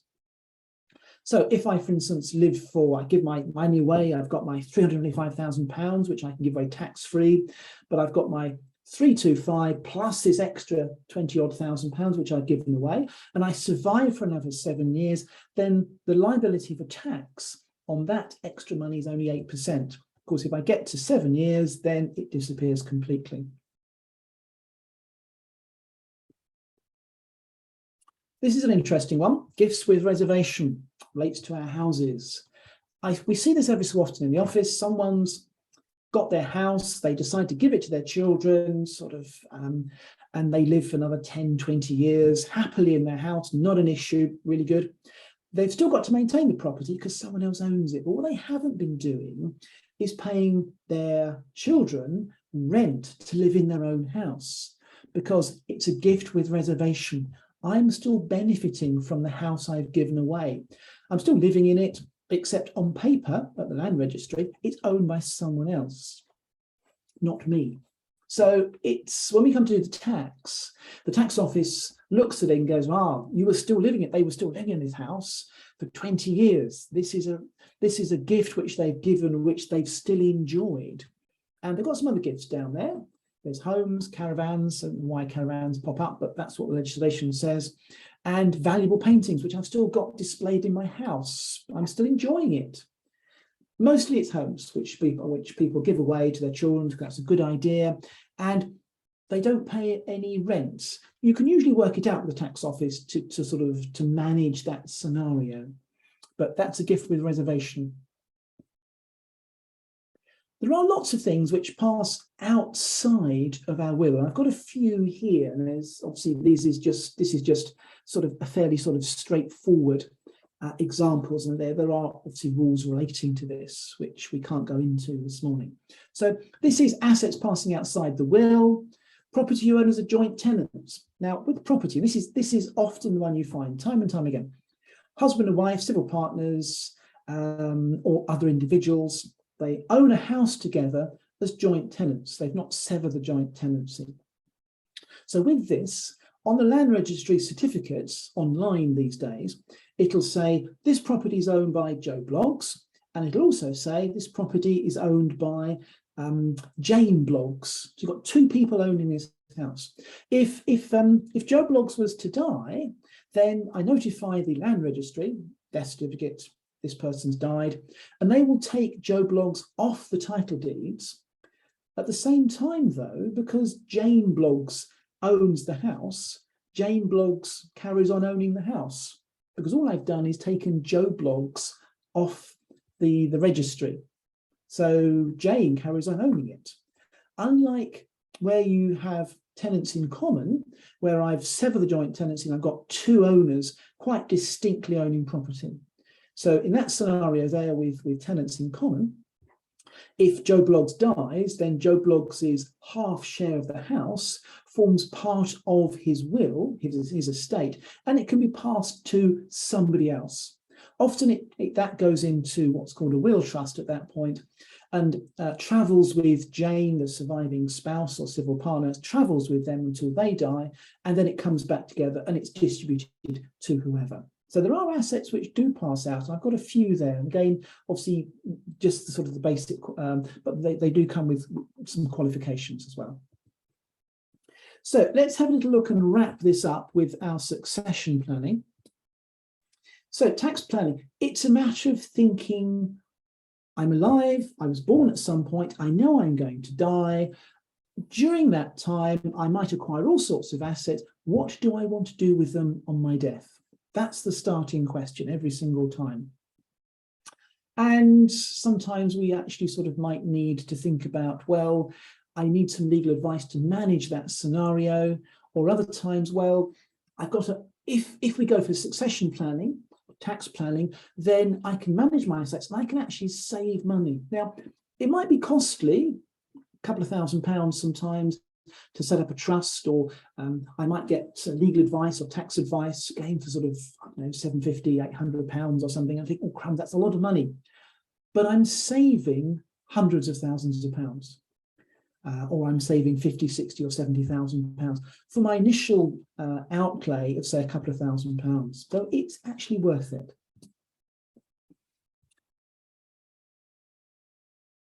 As you can see there, I'm thinking about my strategies. I've worked out what I've got. I've thought about who do I want to leave assets to. I've thought, well, I'm going to live for another 7 years, hopefully, great. So I need to start doing things now. And I've also thought about, do I have other investments or other management schemes, such as a pension, for instance? And do I want to put that into a trust? Or if I have a look at the pension scheme itself, do I want to change the person, the nomination who gets the money? Because when you have a pension scheme, usually it goes to husband or wife, civil partner, that sort of person. But of course, I can change that if I wish. We live in a world where we travel about all over the place and we own property in different countries. If you do own a house in another country, can I encourage you to make a will in that particular country? It just makes I wouldn't say your life, because at that point you're not here, but it makes the person doing your probate an awful lot easier for that person, because you're no longer translating a will from England into another sort of language. You're no longer trying to get that will accepted into that country. If you have a will in a jurisdiction of a country, then you can turn up and say, oh, here's the will, and they'll say, oh yes, it's a will, it relates to this, yes, we'll get on with it. We might also need to think about, well, I currently own my assets like this. However, if I rejig how I own things, I can actually make some tax savings, because just because we have an amount of money or we own assets in certain ways, that's not always the most appropriate way to hold those assets. Because as you can see there, if we hold assets, money, property in different ways, then we can get different types of inheritance tax relief on death for those particular properties, because they attract different things. So for instance, agriculture at the moment is actually really good. So if we have agricultural property or interests which we hold, then that's actually a good bet at the moment, but it might change. As I mentioned earlier on, with the widowed person, do they get married? Do they transfer? Do they get another £325,000? Well, yes, they could, but again, there are specific rules in this, so that's perhaps a longer conversation to have. This is the other one. Do I own another house? Capital gains tax. So do I need to think about how I'm managing the second house which I own? Reliefs can be claimed on these, but we need to make sure that we're using up the relevant benefits which we can acquire through use of capital gains tax planning.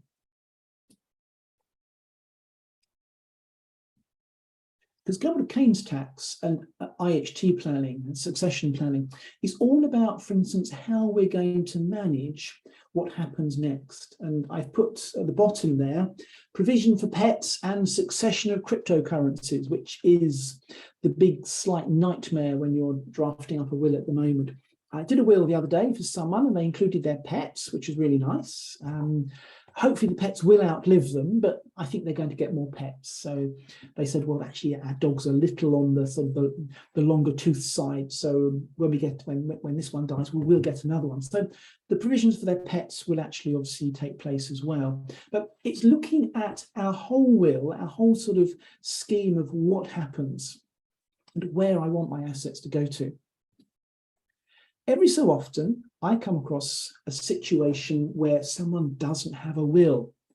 It's, I wouldn't say rare, but as we'll talk about wills sort of later on this morning, but every so often I will come across someone who has no will. So we're doing a probate in the office and they've died what's called intestate. So it makes our life a little more complicated because there's more work to do. So if they have a will, it's easier. But if they have no will, then it's still quite manageable, but it's something which then starts to create some complications. I think that's the best way of putting it. Because when someone dies without a will, you have to ask the question, well, do they have any siblings? Do they have any children? Do they have any aunts, uncles, cousins? I think one or two occasions we've actually sort of found they have living parents still, because they were quite young when they died. But it's looking at their family and asking the question, well, actually, their family inherits down to cousins, and cousins who they've never met. So you turn up at a cousin's house and say, terribly sorry, your relative died. They've left you £100,000. Here's the cheque. Can you sign for it, please? And this is a cousin who didn't even know the person was alive. And we've just given them £100,000, which is really nice. But of course, the person who's died has never met the cousin and they didn't know they existed, and they could have made a will leaving their assets to somebody else. It's their choice, though.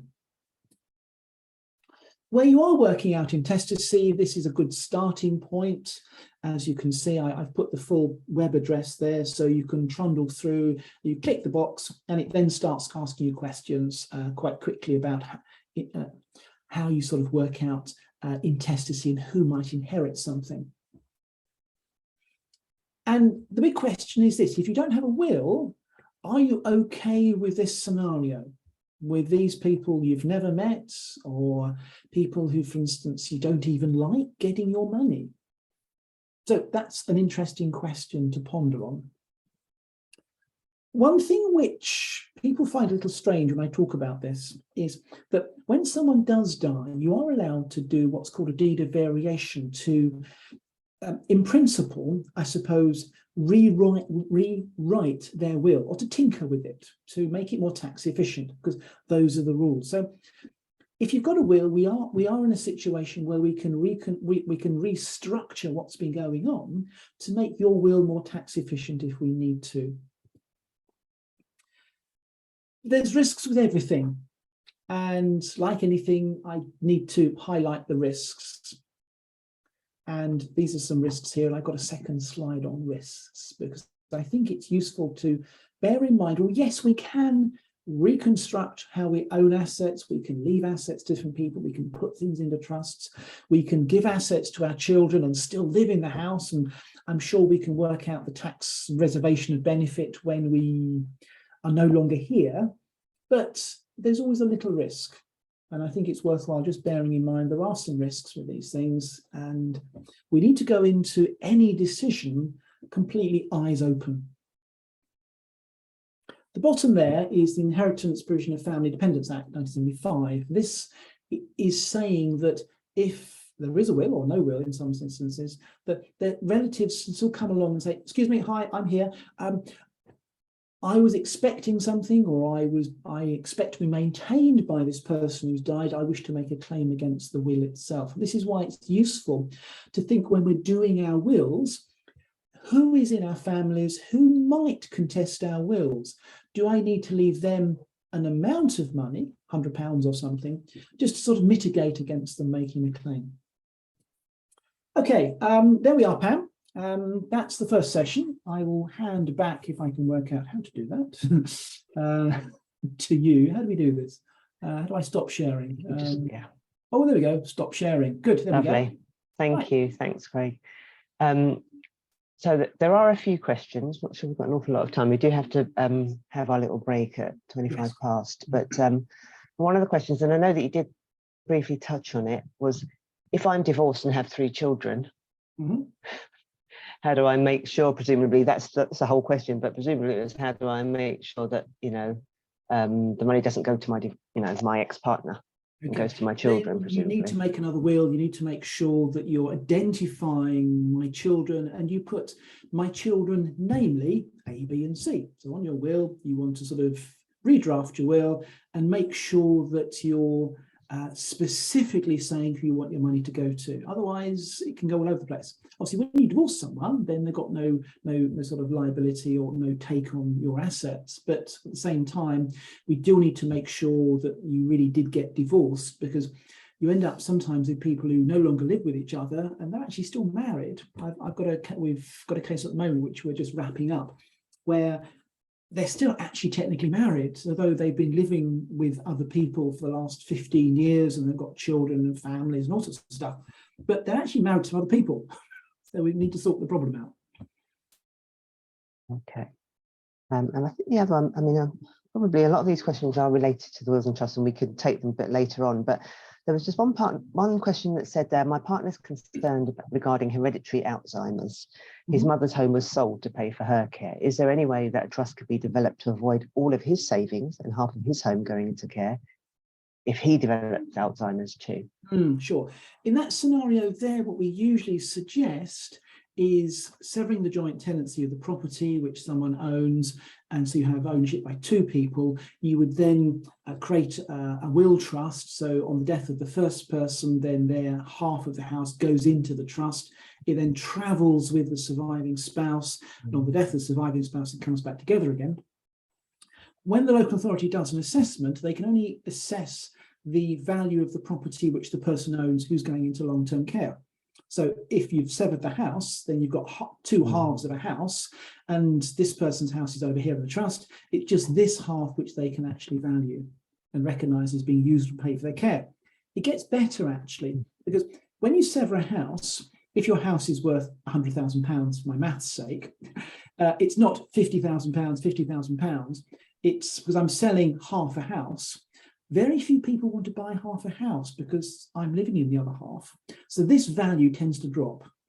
So it's not 50,000, it's actually a bit less. Okay, thank you, thank you. And I think it's probably a connected question really, but where is it now? A carer was asking, can they insist in her will that her younger son continues to live in her house after she's died? Really? No. Until he dies, so that his siblings don't sell it under him. And I think you did cover that. No. Because you're trying to control someone. You can control the assets. So you can put the asset into trust, and you can say, well, actually, this person has a life interest in this property until they die, divorce, whatever it happens to be. But you can't make someone live in a house. That's covered slightly by the modern slavery rules. Okay, so I think the other questions we can probably ask after your next presentation. Okay, yes. Thank you very much, Craig. We're all going to have a 5-minute comfort break now. You can walk around your house if you want to again, thinking about what Craig was bringing up today. But yeah, 5-minute comfort break, and we'll see you back for the AGM at 11:30. It gets slightly more than that because we finished a little bit early. See you back at past.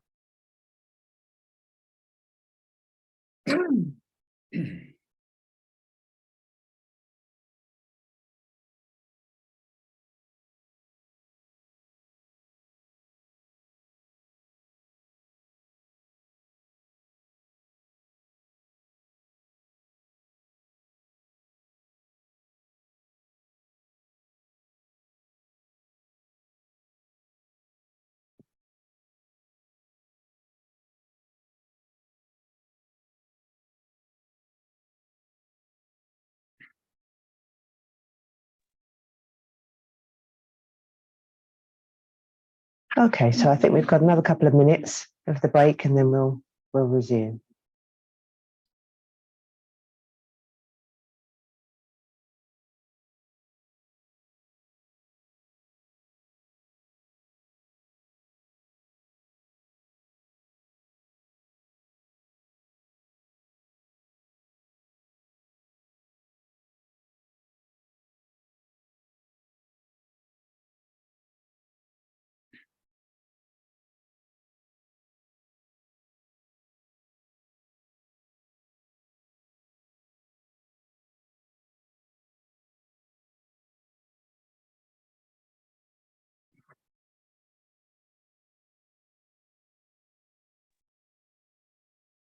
Just like to welcome our trustees that are joining us for the annual general meeting. We have with us at the moment our chair, Tim Hellings, our treasurer, Neil Yeomans, and fellow trustees, company secretary, Pamela, Yeomans. I can see Caroline, Bernard Moxie. And I've lost everybody here. Patience Wilson, Anne Campbell.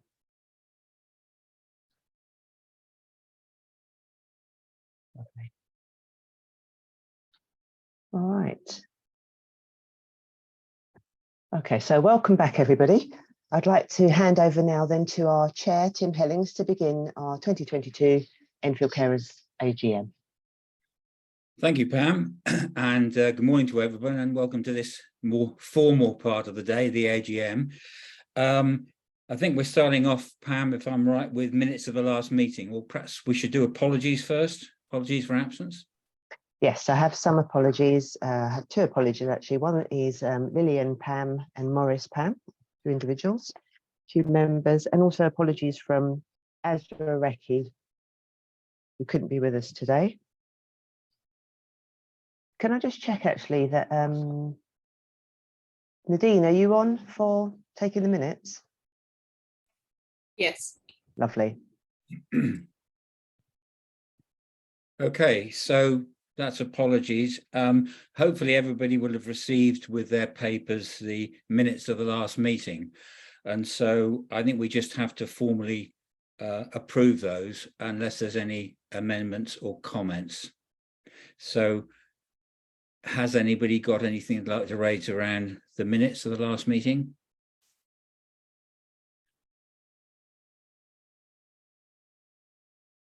Okay, I'll take that as a no. So can we formally approve the minutes then? Yeah. Good. Okay. Well, as I say, good morning to everybody. And this AGM, which gives us an opportunity to look back and reflect on what Enfield Carer Centre has achieved over the last financial year. And it's good to be able to introduce proceedings with a positive message and report that over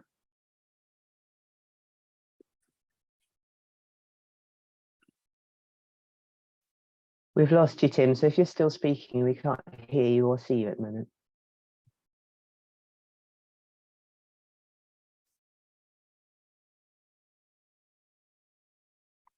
It's not just me, is it, that can't? Oh, here we are, you're back. Okay, sorry about that. I'll just recap. It's an opportunity to look back on what the centre has achieved over the last financial year.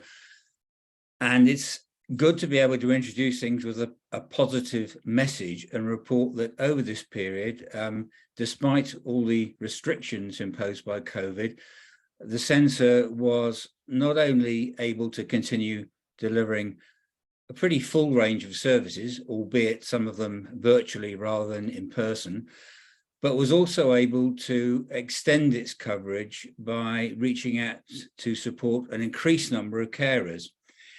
And it managed to do all of this, I'm pleased to say, whilst being able to maintain a sound financial position. I'll be handing over to Pam shortly to tell you about how all these different services have been delivered and the specific impacts that they've had on carers' lives. And following on from this, Neil will be explaining how the charity's financial resources were allocated to fund all these services. But before doing so, I'd just like to pick up quickly on this Carers' Rights Day theme of caring for your future by briefly touching on one of the biggest future challenges faced by ECC as an organisation. And given the current economic climate, clearly one of the most obvious challenges, and one that's facing most charities, is how will it be possible to continue providing the same levels of service at a time when resources to fund the voluntary sector are likely to be in even shorter supply? And this is a challenge that has been reflected and acknowledged in the current business plan, which has as one of its main objectives to seek opportunities to obtain the funding necessary to sustain its services. And so I'd just like to give you an example of how this objective is being pursued by mentioning here how one particular aspect of the centre's work over the year relating to projects aimed at addressing the health and well-being needs of carers is putting it in a good position to pursue an opportunity that's recently emerged for accessing a potential future source of funding. Now, recent findings from Carers UK national surveys show that in undertaking their roles in caring for others, the health and well-being of carers themselves can tend to get overlooked, and that also frequently they need assistance in their dealings with health professionals with whom they come into contact. Needs that have been particularly apparent during COVID. And so in recognition of this, the centre took a number of actions during the year, and these included reconfiguring the advice and support team to allow for there to be a greater focus on health issues, reactivating the GP and hospital liaison project, which had been pretty much on hold during the worst of COVID, creating 2 new health and wellbeing roles using funding from collaborative projects with other local charities, and finally running a project funded by NHS England, which focused on achieving safer hospital discharges. And so alongside the obvious direct benefits for the carers and patients themselves as a result of these health-focused initiatives, there was another significant outcome.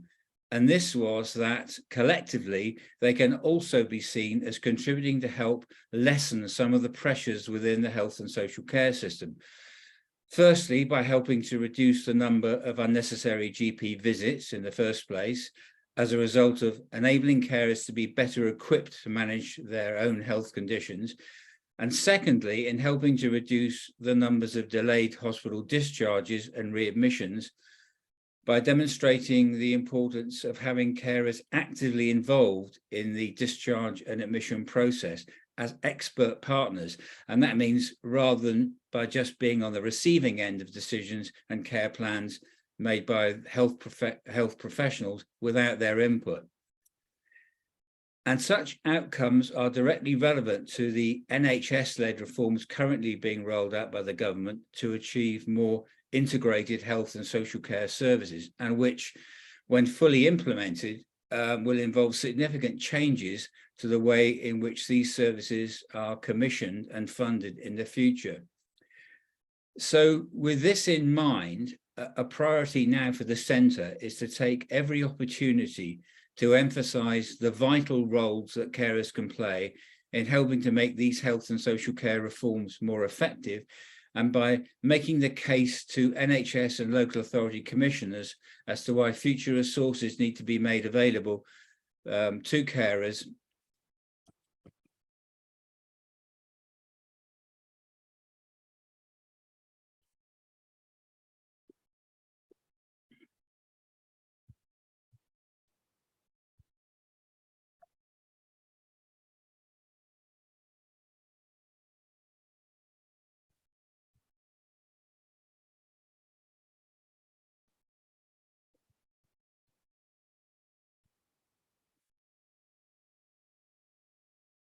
You're right there, Tim. We can still hear you and see you.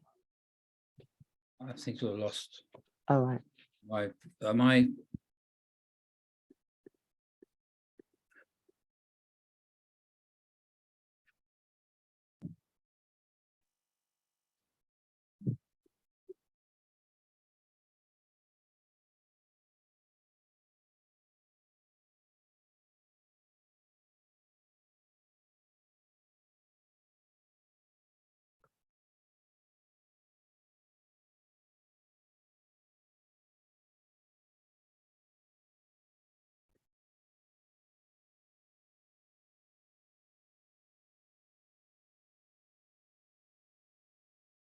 Okay, if you are speaking, Tim, we can't hear you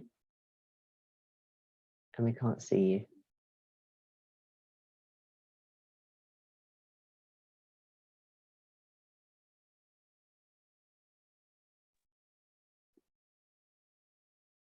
Oh, you're back. Hey, sorry, can you hear me and see me now? Yeah, can now. I think the fault was at my end.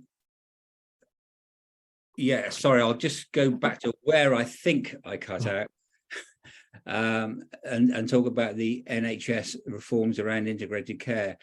And some of the outcomes, indirect outcomes from the centre's initiatives around healthcare and well-being are directly relevant to these reforms to achieve more integrated care, and which, when fully implemented, will involve significant ways in which these services are commissioned and funded in the future. So with this in mind, a priority now for the centre is to take every opportunity to emphasise the vital roles that carers can play in helping to make these health and social care reforms more effective, and also by making the case to NHS and local authority commissioners as to why future resources need to be made available to carers organisations like ECC. And in terms of such future resources, there was an announcement only just this week by the Minister for Social Care that a new £500 million adult social care discharge fund is being made available from next month to be used by local areas to put more effective hospital discharge arrangements in place.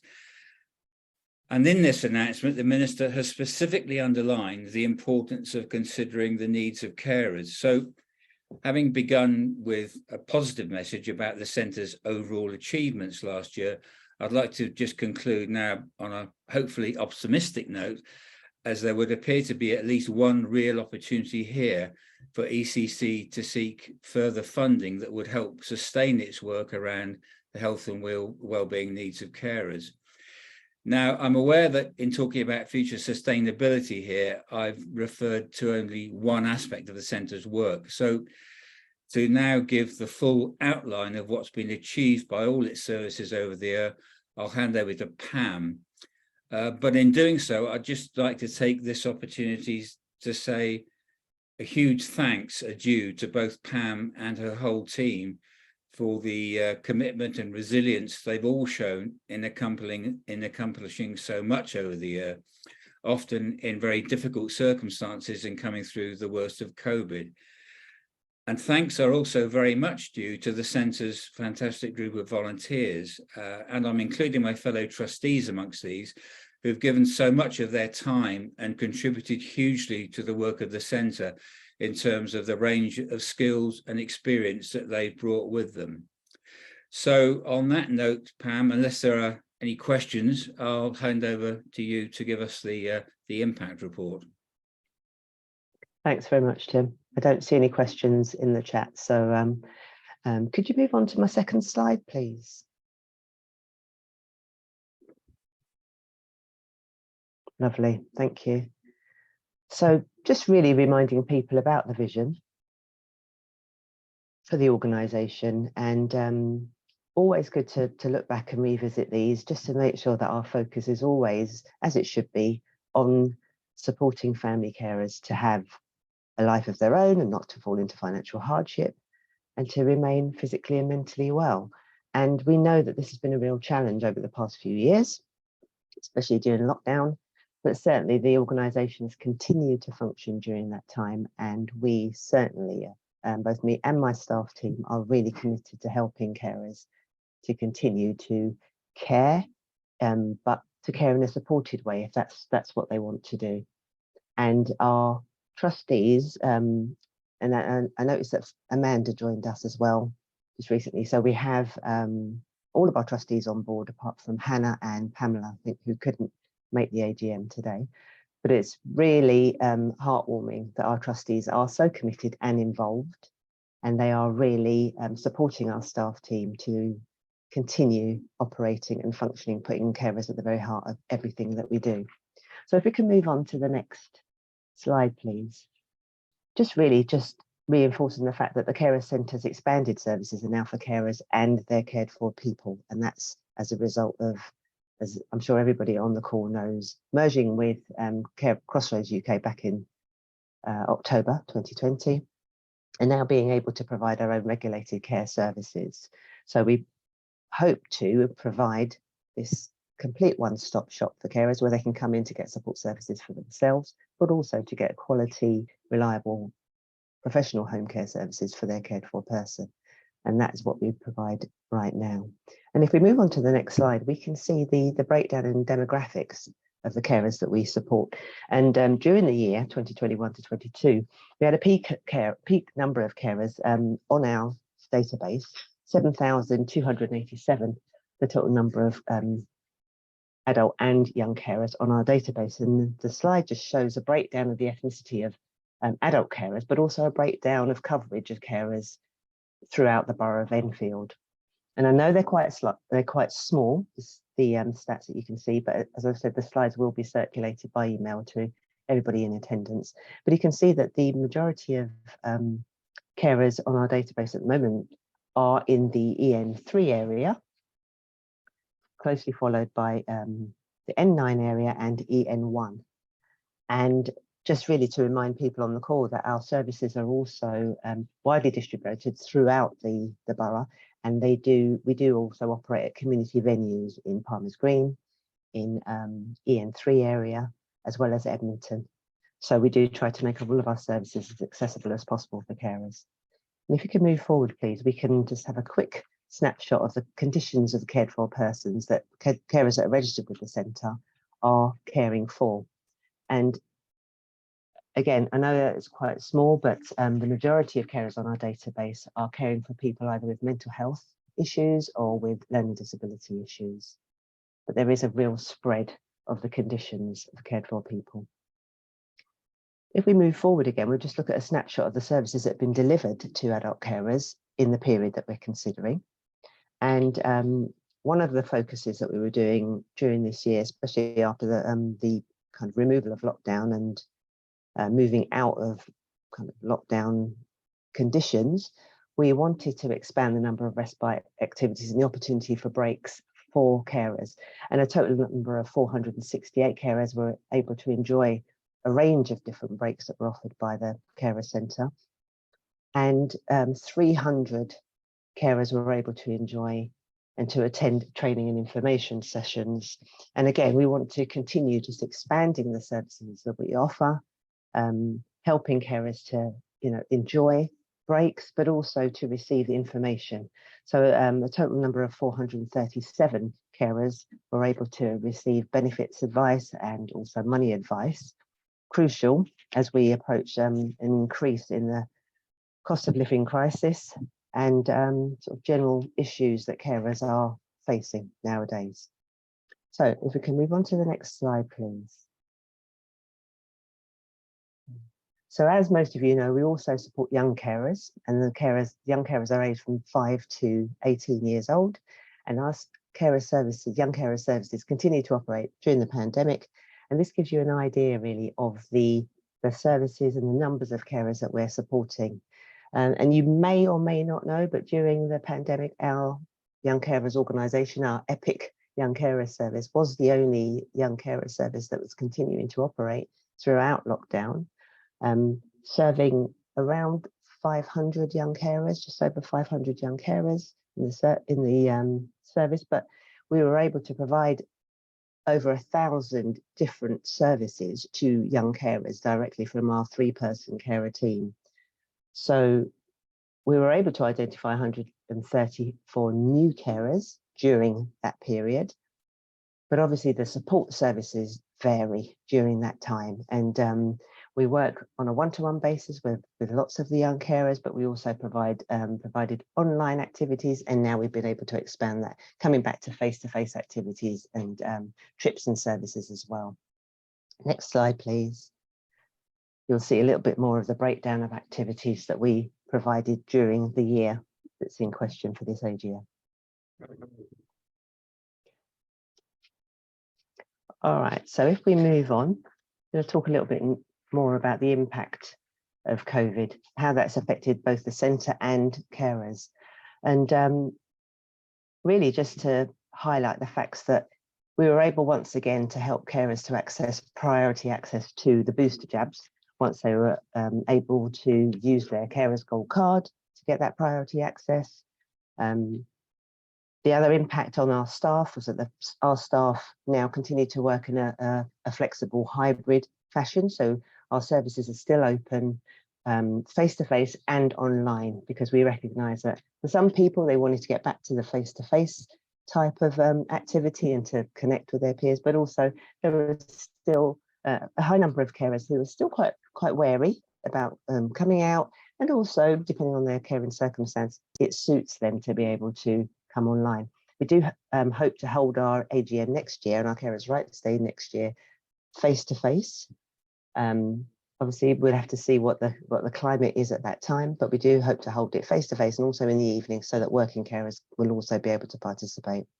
But all of our support groups and information and training sessions do have a hybrid option.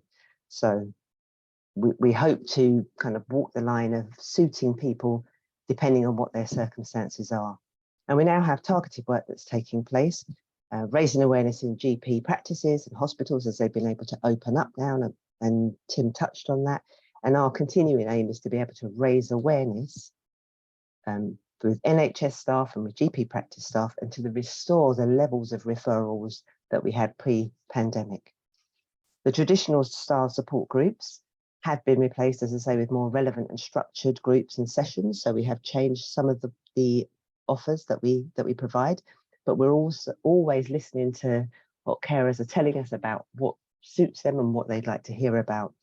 And we've also, I'm sure most of you are aware, we now have preset face-to-face drop-in times at the centre, and they are every Wednesday and every Friday.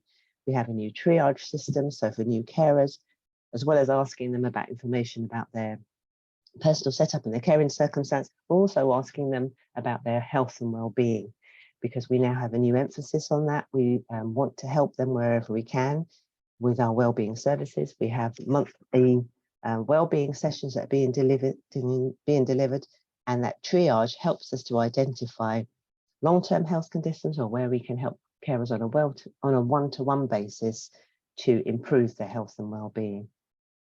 Also, we've introduced training and information sessions that have an emphasis on contingency planning for the future, and today is another means of kick-starting and encouraging carers to look forward. Next slide, please, which is talking about our winter wellbeing and carers hospital discharge projects. And you can just click through. So North Central London Health Authority that Enfield sits in, along with other boroughs that are Islington, Enfield, Haringey and Camden. The emphasis of the newly formed integrated care system, it aims to provide high quality health and care services to support local people. And our NCL's aim is really to start well, live well, age well and work well. But the predicted challenging winter and the growing infection rates have placed significant pressure on NCL services. But one good thing to know is that NHS England have refreshed its commitment to carers, and it does stress, as Tim was mentioning earlier, it does stress an importance on including and involving carers in discharge planning.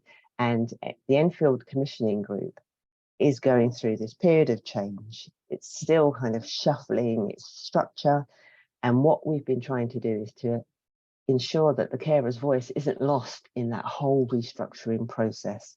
So where we've worked with NCL on their winter wellbeing project, and that was obviously covering last October to December, what we are doing now is having discussions with the NCL to remind them that carers are still underpinning both the health authority and the health authority and the local authority.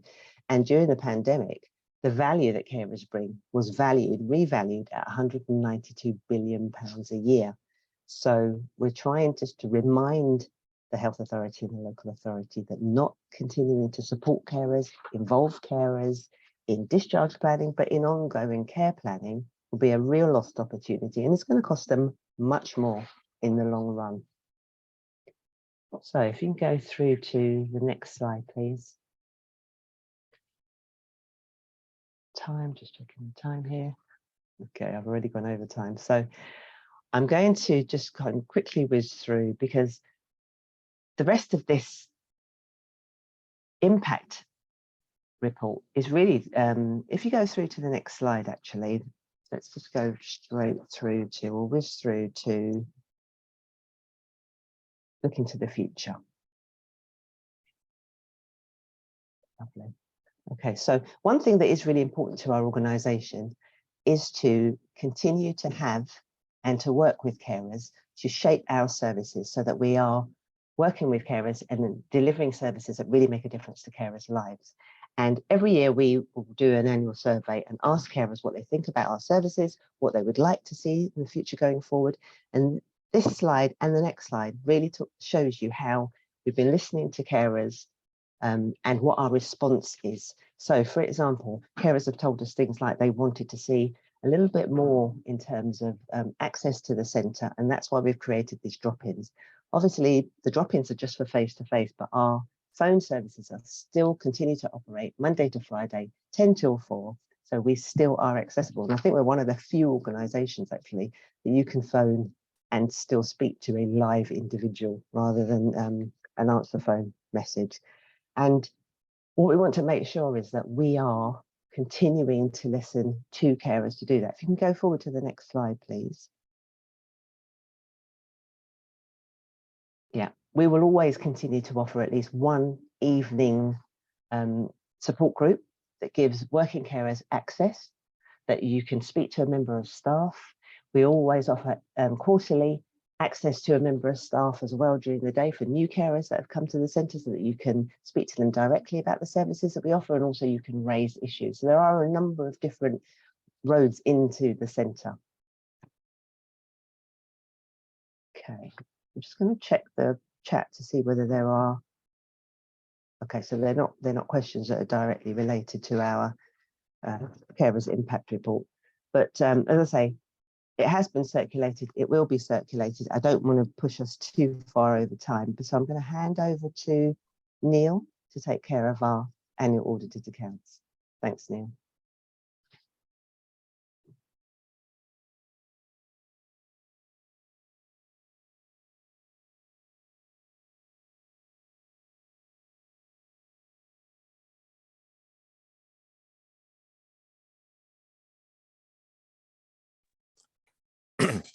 Good afternoon, everybody. Almost good afternoon, anyway. So I have 2 or 3 minutes, I think, to talk us through 28 slides of annual accounts. Now, the good news is I'm not going to do that, you'll be pleased to know. And we're going to go for shortly 2 or 3 slides just to give you a summary of where we're up to. So a couple of things to say before we get on to the looking at the numbers and pictures. This year, we had a new auditor for our accounts. So our audit is signed off now on time and identified no issues. So the accounts you see are the ones that we will be filing with both charity, with the Charity Commission as our final set of accounts. So we want to move to the next one, please. So maybe a little bit microscopic for you, but you'll again see this in due course. So a couple of things to draw to your attention on this slide. You'll see a line midway through the page that says surplus for the year. So we generated a small surplus of £30,000, which is kind of doesn't really matter in certain sense, because we should really spend all that we get. So essentially we've spent all the money we've got, and on the next slide in a minute I'll show you how we spent it. So the key things, however, key other thing on this slide, however, is at the bottom you'll see this thing called an analysis of funds. So we have over £1 million at our disposal. However, it's important to know that half of that is restricted to carers assessment, so we can't spend that on anything other than carers assessment. And also at the moment we're spending roughly £130,000 a year more than we receive from the council in providing unpaid carer services. So we need to keep a healthy balance in what's called unrestricted, so each year, of the next few years, we can spend more than we're receiving, and hopefully even expand on some of the services we're providing. So next one, please. So this shows us where our income has come from during the year. And this I should have said before, sorry, that this year ended 31st of March, so kind of almost ancient history, but that's the way accounts work, unfortunately. So we can see here that half our money came from London Borough of Enfield, and I suppose roughly slightly more than a quarter, so that's in the light green, and then in the yellow, or mustard yellow I suppose it is, that's the money we received from our home care services, and the red is other grants, which is largely money grants received from NHS, which you'll have heard referred to in the previous commentary. So that's where the money comes from. So let's see where it goes to on the next slide. So there we can see that if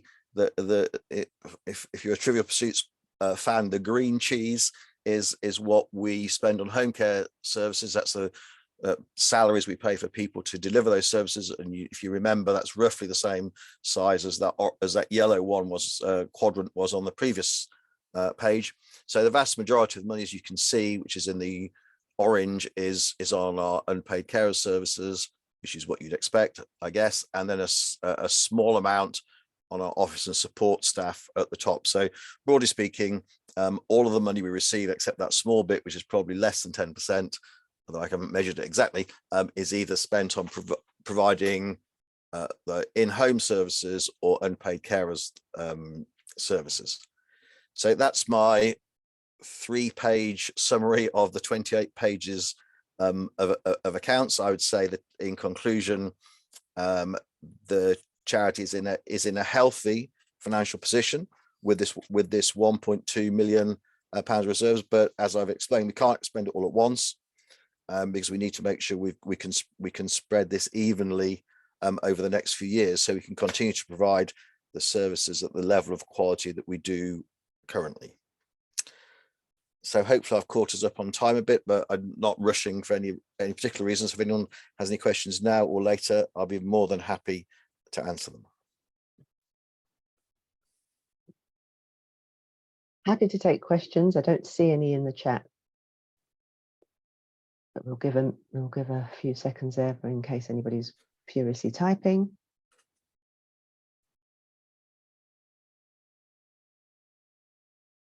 Oh, I think we're okay. Thanks very much, Neil. So back to you, Tim, for the resolutions, please. Okay, this is a formality which is required by our constitution, which is about trustees retiring by rotation. So the current resolution is that the following trustees retire by rotation and may be elected again if uncontested and if available to actively participate in the company's business meetings. And the 2 trustees are Caroline Burnham-Moxey and Amanda Flexman. So are we happy to, well, first of all, are Caroline and Amanda happy to continue as trustees? And if they are we happy to continue with them as trustees? So I would propose that we are. So we need a seconder, Pam? Yes, you do. And we've got a couple. Pamela L was first. Good. Okay, so I think that is all the resolutions, Pam, unless you've got anything else. Okay, so we do have to formally approve the accounts. Oh, right, okay. So if we could have a proposer and then a seconder, please, from the members. Well, so Patience. Patience is proposing. And And We've got a Pamela couple Rao, of seconders, yeah, Pamela Yeomans. good. Lovely. Okay, so we're on to. Sorry, but the last resolution is to approve the appointment of the auditor. Oh, We right. want to do that at this point. We're happy to approve for Cox, Costello and Horn to continue to be our auditor for the next financial year. And I think our treasurer is nodding, so there we are. There's a proposer. And can All we the have somebody else endorsements to I second, need, I please? think. Anne Campbell is seconding. Okay. So that's all the resolutions now. Lovely. So we are on to any other business. And I'm not seeing any hands or messages. So I think that concludes this formal AGM part of the meeting. So thank you very much for your attendance. And as I said earlier, thank you also very much for your contributions. That's not just to trustees, but to Pam and the staff as well. So Pam, we'll move on then back to Craig, if you'd like to reintroduce him. And just before we do, I realised that I skipped completely over the poll questions I was supposed to be asking people before Craig began his first one. So I'm just going to quickly do them now. If you could all please bear with us and please do participate in this poll that Nicola, our able assistant, is just going to put up for us. There we are.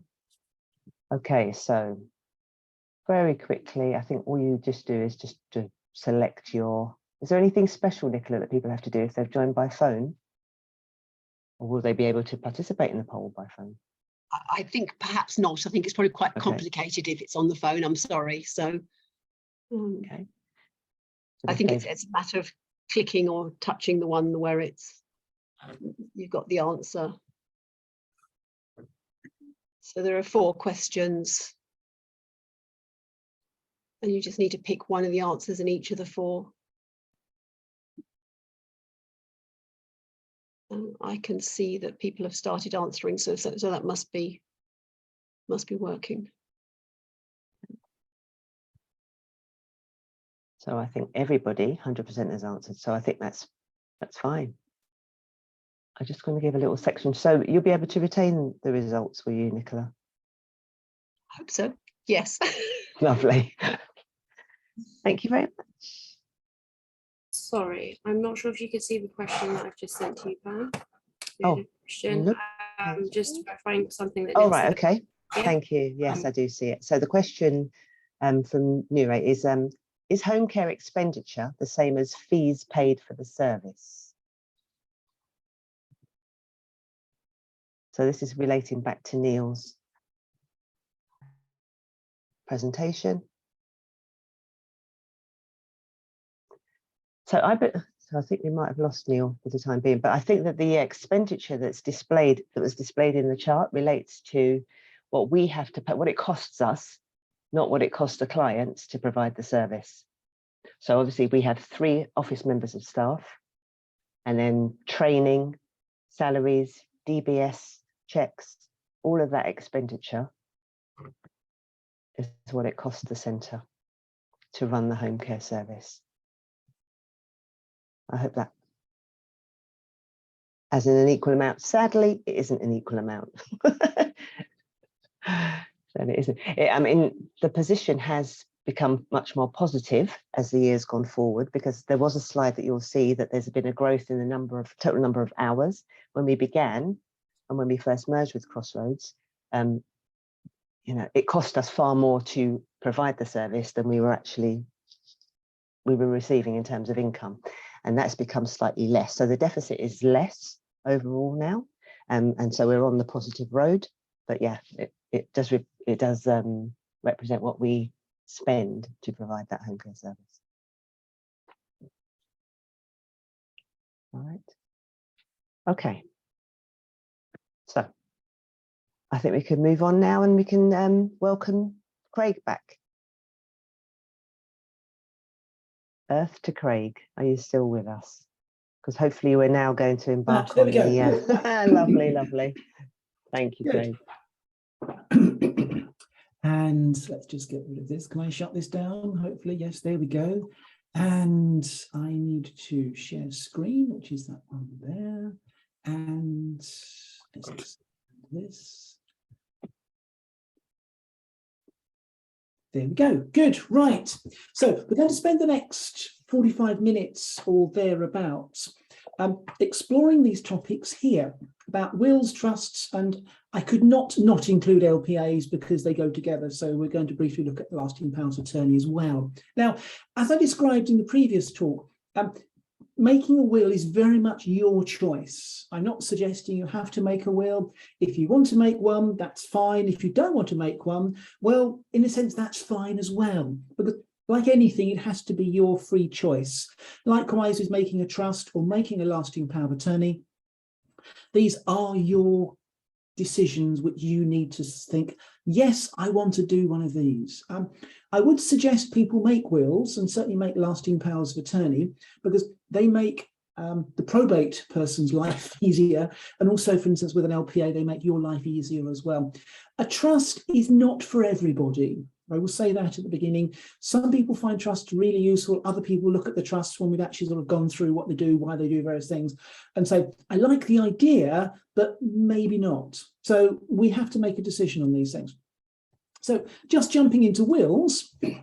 Now, this is fairly recent. Obviously, we had the pandemic in the middle, so the statistics got a bit sort of kind of challenged at one point. But this is what we have. About 55,000 people, 55% of individuals actually die and they have no will whatsoever for lots of different reasons, as the statistics sort of actually sort of say. And then the intestacy rules apply in that scenario. Now, I'm not sure how many people walked around their house. If you haven't, can I encourage you to actually do that? Because it is useful to look around when you're considering making a will, asking the question, what do I have? What do I want to include in my will? And what might be of value, which I then need to either put in my will, have reassessed for insurance purposes, or whatever it happens to be. So making a will, I know at some point I will stop. My gran, who brought me up, who died when she was 95, as we saw in the last section, she got to the point, obviously, when of lying in bed at the end of her life and actually stopping. And I've got her birth certificate somewhere, and I've got her, obviously her death certificate. I've got a birth certificate. At some point, I will get a death certificate. This we know. So a will lets me, and I've drafted a will lets me set out who I would like to leave all of my assets to. Now, as I said, I'm a bit of a hoarder. So my assets are kind of lots of things which are really going to go in the skip, because when we do house clearances, we find a lot of things which are really nice, really valuable. We also find a lot of things which we ask the question, does anyone in the family want this? And the family stands there thinking, no, we don't want that. So it goes in the skip. Nothing wrong with the skip, but we ask the family, well, what do you want to do with this? And they don't want it, so we put it in the skip. Other things go to different charity shops and get recycled and sold on. Other things which we find, they go into auction houses, eBay, other sort of online sort of providers who allow us to sell it on and recycle it in a kind of sense. Wills do actually save us money. One thing which I find every so often is families argue over, dare I say, next to nothing. It's not next to nothing, obviously, because it has intrinsic value as opposed to actually monetary value or sentimental value or whatever it happens to be to that particular sort of family group. If, for instance, you do get to that point of squabbling over something, then you have to either negotiate it out. Mediation's an easy option, perhaps in that scenario, or you go to court and the court makes a determination on it. What you're doing is you're spending money, and that's the bottom line. If you have a will, it can save money. The other issue is, and we'll briefly look at this, is when the Crown takes property, and the Crown actually doesn't take property, it actually goes to the government, I think, these days. But if there's no one to leave your money to, and there really is no one, we can't find anybody, then the Crown takes. Now, that happens in a tiny, tiny percentage of situations. Other people, for instance, get to the point of thinking, well, I just can't face it anymore. I can't make a decision. And we then end up having to sort of go through the intestacy rules, which is more expensive than actually making a will, oddly enough. Now, here's a will. I said we'd look at one, and this is a will here. And this is often what is termed as a essential or basic will, because this will work. And it says, I revoke all former testamentary dispositions made by me. So I'm saying this is my last one. If I've made one before, ignore that. This is it. And it obviously says who the name is. And it says, I give all my real and personal property. Real property, as the Americans have it, is realty. We would sort of call that land, that sort of thing. Personal property, items I have. This is my laptop, which you might be able to see. That's my personal property. Items I own, pictures, coins, bits and pieces which I like and nobody else actually likes and thinks, great, that's really going in the skip. But it's things I own. And it says whatsoever and wheresoever situated. So it means it's a worldwide will, covers everything. Useful will, but if you own property in another country, please get a will made there. And it's saying that I appoint, in this instance, the partners of Craybeck Law LLP to be executors of this my will. Underneath, I've got 2.1 and 2.2, and this sort of says what I'm doing with all my bits and pieces, my things, my personal items, my house, my whatever it happens to be. And if I'm sitting next to someone, next to their bed in hospital, this is the type of will I will be hand filling in. So obviously I don't put, there's blanks where I put name, there's just a blank space, so I'd fill the person's name in. And I then put in under 2.1, 2.2, 2.3, 4, 5, obviously on an A4 sheet of paper, there's a great big gap. And there I put in where they want, what their assets are and where they're to go to. It's then signed by that person, witnessed by 2 individuals, and we have a will. It's a very, very basic will, but it works because it fills the criteria. Obviously, if it's executed or signed and constructed, and I've gone through asking various questions to fulfill the legislation, it works as a will under the 1837 Wills Act. So that's our basic will. The intestacy rules say something very different. And this is why when I talk about wills and say it's useful to have a will, people say to me, well, don't the intestacy rules apply? Well, yes, they do. However, there is a catch. And this is the catch here. If you've got no living relatives, or the money goes to the Crown, or living relatives we cannot find, because we search and search, can't find them. If you do have relatives, then no will. The first £270,000 goes to your spouse or civil partner. And this is the catch. The remainder is split between your spouse and equally between your children. So if, for instance, your house is worth, as we saw some properties sort of in the locality around the Enfield Carers Centre, the average house there is worth, say, for instance, £500,000 or thereabouts, then the first £270,000 of that property is going to go to the spouse. The rest is split 50-50 between, for instance, the spouse and the children. So you actually could end up in a situation under the intestacy rules where your children part own your property.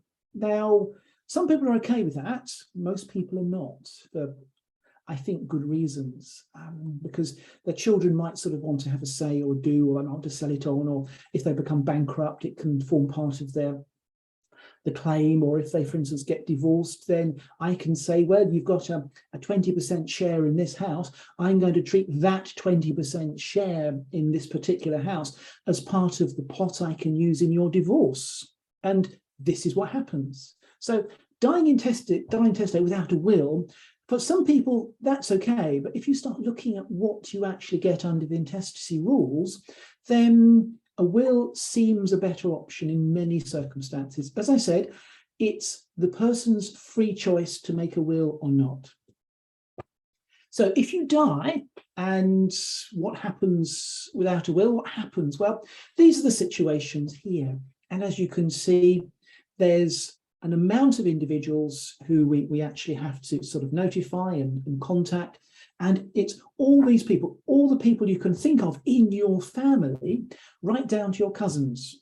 Now, families differ, as we know, so there might sort of be, for instance, 2 or 3 siblings, happens.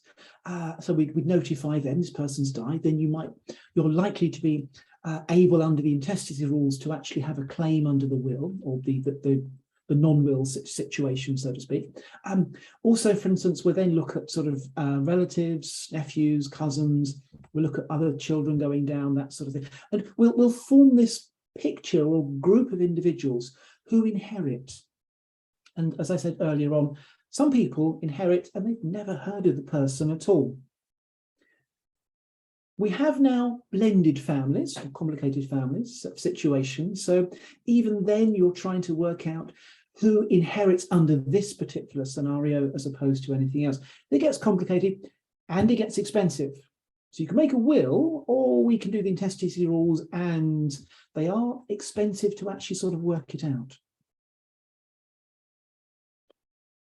Under the intestacy rules, if you die intestate without a will, got no children, your spouse or civil partner does receive everything. So that's good. However, and this is what I said earlier on, if you've got children, then this is where it's going. This is kind of how the setup works under the intestacy rules. That amount of money goes to the spouse, civil partner, half of everything else that remains, children receive half of everything else. And that is a crucial factor to bear in mind when you decide not to make a will.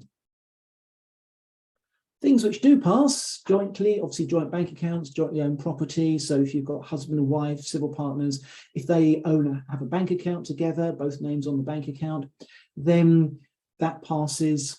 Jointly owned property, again, that passes to sort of the individuals. Something which we find from time to time is, for whatever reasons, the bank has let the person who has a lasting power of attorney put their name onto a bank account.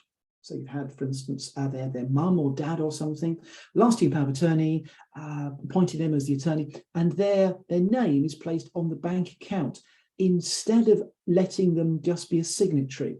Why the banks do that, we don't know, because it then starts to disrupt the probate process, and we have to unpick it to say, well, actually, it's not a joint bank account, it was just the attorney, because when the person dies, the attorney's role, responsibilities dies with that person. So therefore, they're no longer technically on the bank account because they're not the attorney. They shouldn't be on the bank account in the first place. But so we need to take them off and then resort that out, which again sort of complicates the process. Seen this before. If you want to have a look at it, it is how you work out if I've got to give any money to any relatives. So do have a look at that if you want to. We've looked at that earlier on. This is where someone dies and we really can't find any relatives. We try so hard, we engage agencies to actually find people, and it's called crown bona vacatia. There are no surviving individuals which we can actually find. The ownerless property. And in real terms, it doesn't go to the crown, it actually passes to the government. So if there's no will and we really can't find any relatives, then we end up with a property, well, what do we do with it? The ownerless property. And that passes to the government to be used for different things.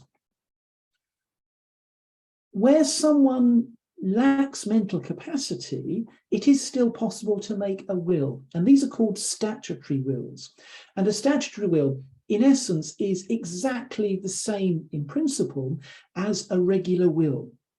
And I won't jump back to the will we've just looked at, but on a statutory will, it'll have the same format, but it'll also have on it that the will itself is subject to the Mental Capacity Act 2005. It'll also say that the will is being signed on behalf of someone lacking capacity, and it's signed by their deputy or their attorney.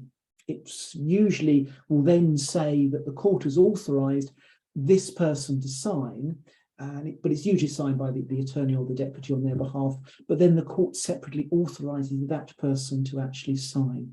So it's quite possible to make a will even when someone lacks mental capacity. The downside is that you might get a will for instance, £200, £300, £400, £600, £700, or whatever your will actually comes out at, prices vary, With a statutory will, you're looking at £3,000, £3,500 plus VAT to actually make a statutory will. Now that's a huge difference. So even if your regular will costs you £500, which is an amount for a will, you still make a saving, because if you lack capacity and we have to make a statutory will for you, then you're saving about £2,500 straight out of the box. So if you're thinking about making a will, or someone said, I'm terribly sorry you have a diagnosis of such and such, then you might want to think about, well, should I make a will now, as opposed to leaving it and not getting around to it? And we need to make a statutory will, which we know is actually much more expensive.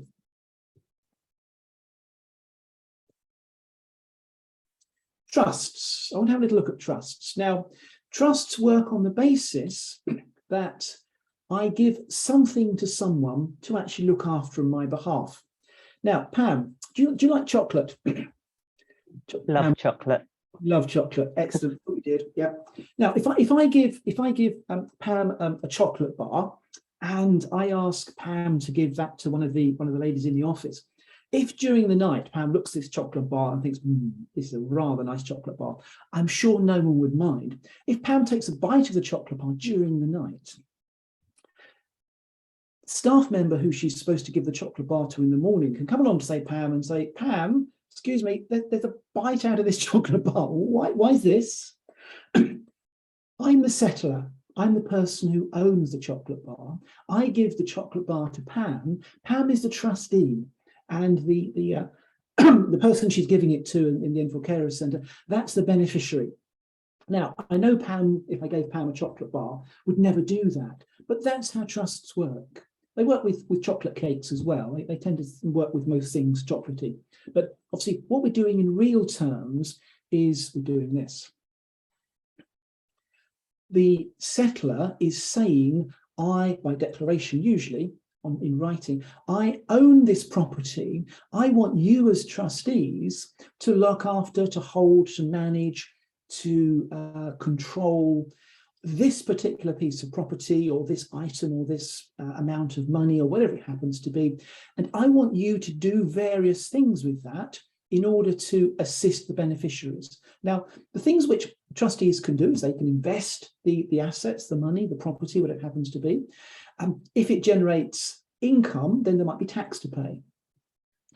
The trustees are charged with looking after the particular something which they have been entrusted to by the settler. And there's, in essence, two types of trusts, which I'll come to in a second, which you can utilise in a variety of different ways, depending on the circumstances of the situation which the property finds itself in, why you want to create the trust in the first place to do A, B, or C, and also the beneficiaries themselves, because it's quite possible to have a beneficiary who lacks mental capacity to leave assets into a trust to that particular person. So it might just be a straight trust, which I write up and design, and it's for a specific situation with a specific beneficiary in it who lacks capacity. And I might sort of choose 2 or 3 options about which one works better from the beneficiary's perspective and also a tax perspective. And I might also decide, well, actually, there's this particular asset, it kind of works better with this style of trust operating around it or wrapping around it to make sure the beneficiary gets the most access or most appropriate access to the funds. It kind of depends on the circumstances. So there's 2 types of trusts. There's what's called a non-discretionary trust, or interest in possession trust, sometimes they're called. Again, this is a slightly overview situation of different types of trusts, because there's different layers of them depending on what you want to be doing. So there's basically a discretionary trust, where a non-discretionary trust, where the trustees are holding something and the beneficiary comes along and says, I would like some money, please. And the trustees have to give the money every time. The other one, the discretionary trust, as it suggests, the trustees can say to themselves, well, we've actually got this money, but I'm not going to give you as the beneficiary any money on this occasion. So they have the discretion to withhold money or withhold access to the asset as appropriate. So basically, these are the 2 types of trusts which exist. And depending on what you want to be doing, so the situation, circumstances, the tax you might want to be managing, or the actual type of property or interest which you want to sort of stage manage in some shape or size, and depending upon who the beneficiaries are, you might sort of choose one or either of these particular style of trusts. And you then start looking at, for instance, within the discretionary trust sort of list of trusts which you can make, is this discretionary trust better, or this one, or this one, or this one? Again, depending on the circumstances which arise. So these are the overall, in essence, principles why one would want to make a trust. As you can see, we're saving tax, is always a good thing. We're avoiding costly probate. We're minimising potentially care home fees.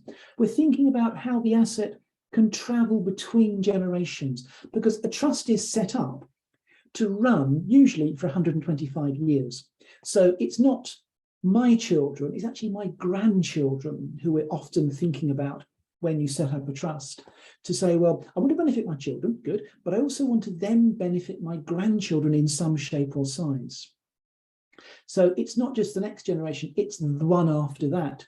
And depending on circumstances and how old the settler is, you can actually then go into the generation after that if you wish, their great-great-grandchildren. So because trusts run for 125 years, there's this ability to transfer assets between subsequent generations, again, depending how the trust is set up, depending how the beneficiaries sort of are mentioned or sort of grouped together.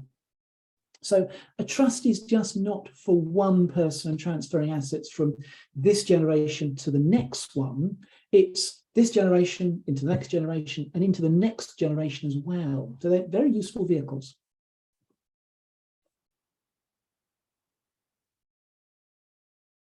I think in essence, this is why you set a trust up. It is to manage tax. That's what most people actually set a trust up for. The other main reason is to manage a situation where you have a disabled individual, someone lacking capacity, and I want them to have an amount of money, but I need someone to actually manage that amount of money, which I want to give that particular person.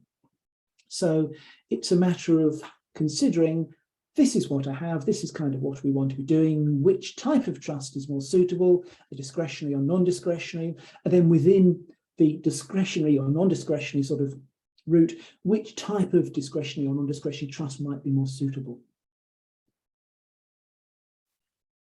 Trustees themselves have responsibilities.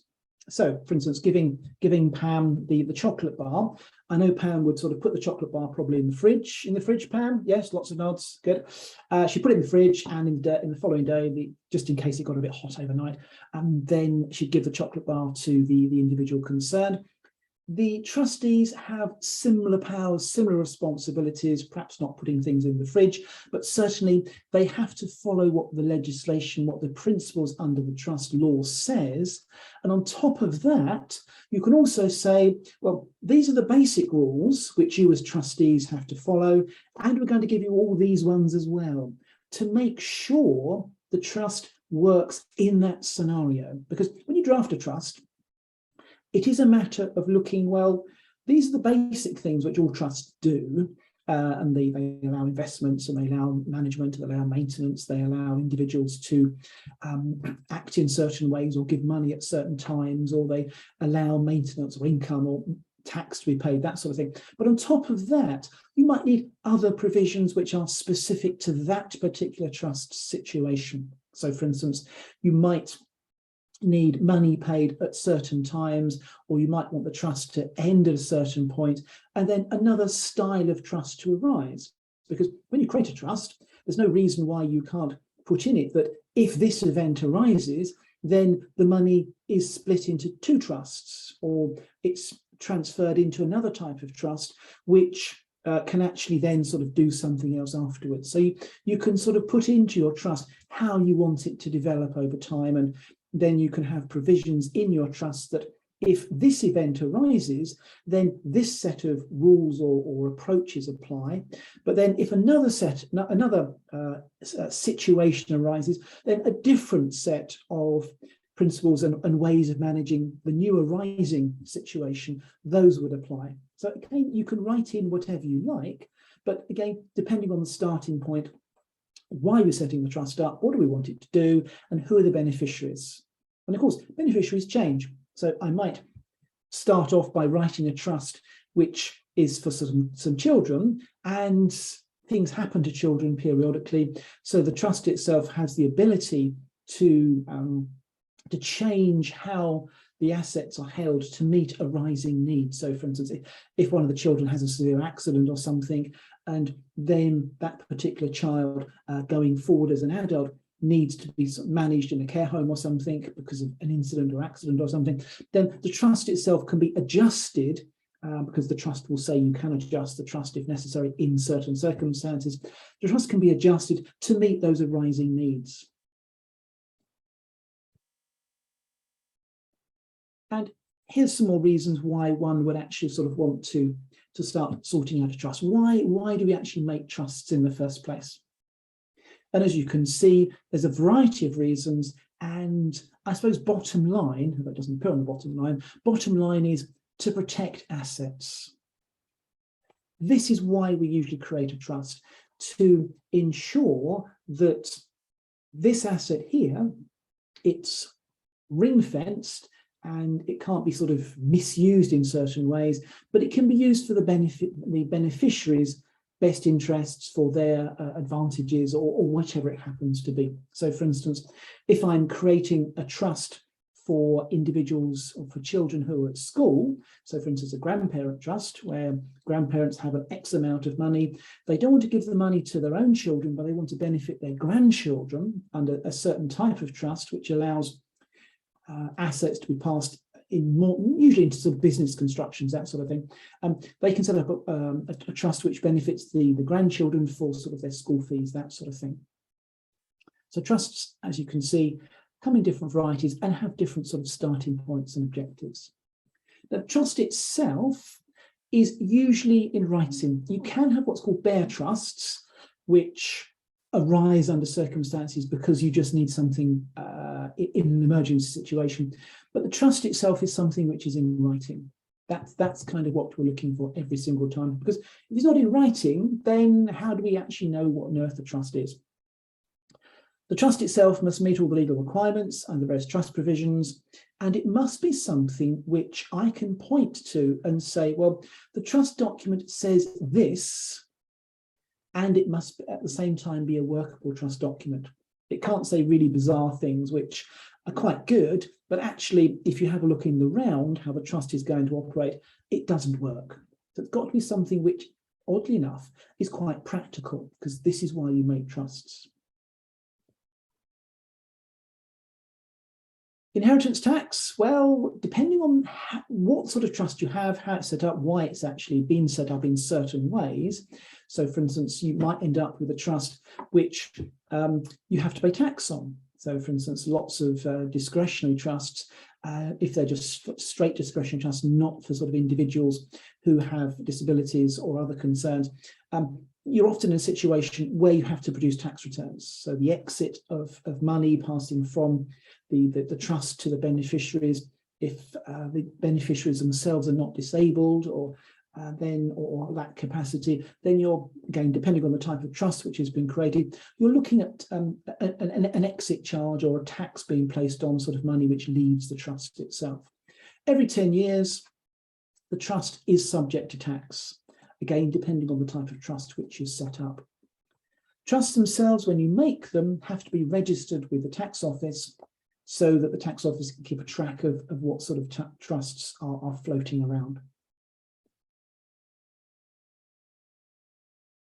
If the trust is subject to tax, then as you can see, there is different rates of tax depending on the circumstances, depending if, for instance, the person who's the settler, depending on when they die, when they put the money in, do we actually travel for 7 years? Is the asset subject to tax? You have often something called a PET, or a potentially exempt transfer. So I'm putting something into the trust and hopefully I'm going to live 7 years, and therefore it actually comes out of the tax calculation. If I don't, then there might be tax to pay on it. Something which is quite popular is will trusts. Now, these are trusts which are contained within wills themselves, and they're often separating out a jointly owned property into tenants in common, which means I can then have a short trust in the middle of the will itself, which says that I'm going to create a trust and I'm going to give my trust to my surviving spouse, civil partner. That person can live in the property until they die or until other events arise as the life tenant. When the person who's subject to the trust dies, the two elements or the two halves of the house come back together again, and we ask the question, what happens under the will? So in husband and wife civil partnership wills, you would have two trusts arising because you don't know which spouse of the partner is going to die first. And on the death of the first person, the trust arises, you sever the joint tenancies, you have half a house each, which can then go in the trust. The trust travels with the surviving spouse, of the partner, they die, trust comes back together again, so you have a whole house, and then you make distribution to the beneficiaries as appropriate. Oops. And this is the situation here, which you can then sort of pass it on to different generations. Tax implications, well, again, it depends on the type of trust which is set up. There usually is tax to pay unless the beneficiary is a disabled or vulnerable person. And I've put the qualify for reduction. Often that reduction is down to zero, but it kind of depends on the circumstances which the trust actually has been written. Why has it been written for this particular person?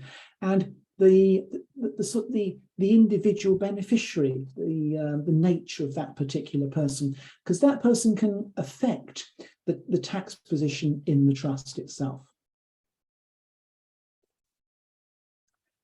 There is capital gains tax, depending on sort of the circumstances. Capital gains tax only arises where you have another property. So for instance, if you've got a house you live in, and then you have another house which you don't live in, then that house which you don't live in is subject to capital gains tax. There are circumstances where that's not the case, which the tax is reduced, but in usual circumstances, that's the sort of the capital gains tax scenario which you're looking at, and capital gains tax would actually arise on that particular house. You can obviously put that house into a trust, which it then itself might initially become subject to paying tax. So I can't really sort of do wills and trusts without doing lasting powers of attorney, because all three of these elements go together. I think most people are quite familiar with lasting powers of attorney. Please don't confuse them with powers of attorney, because a power of attorney is something completely separate. So if you start talking about a power of attorney to most lawyers, like there's exceptions here, most lawyers will say, oh, power of attorney, that's subject to the Power of Attorney Act.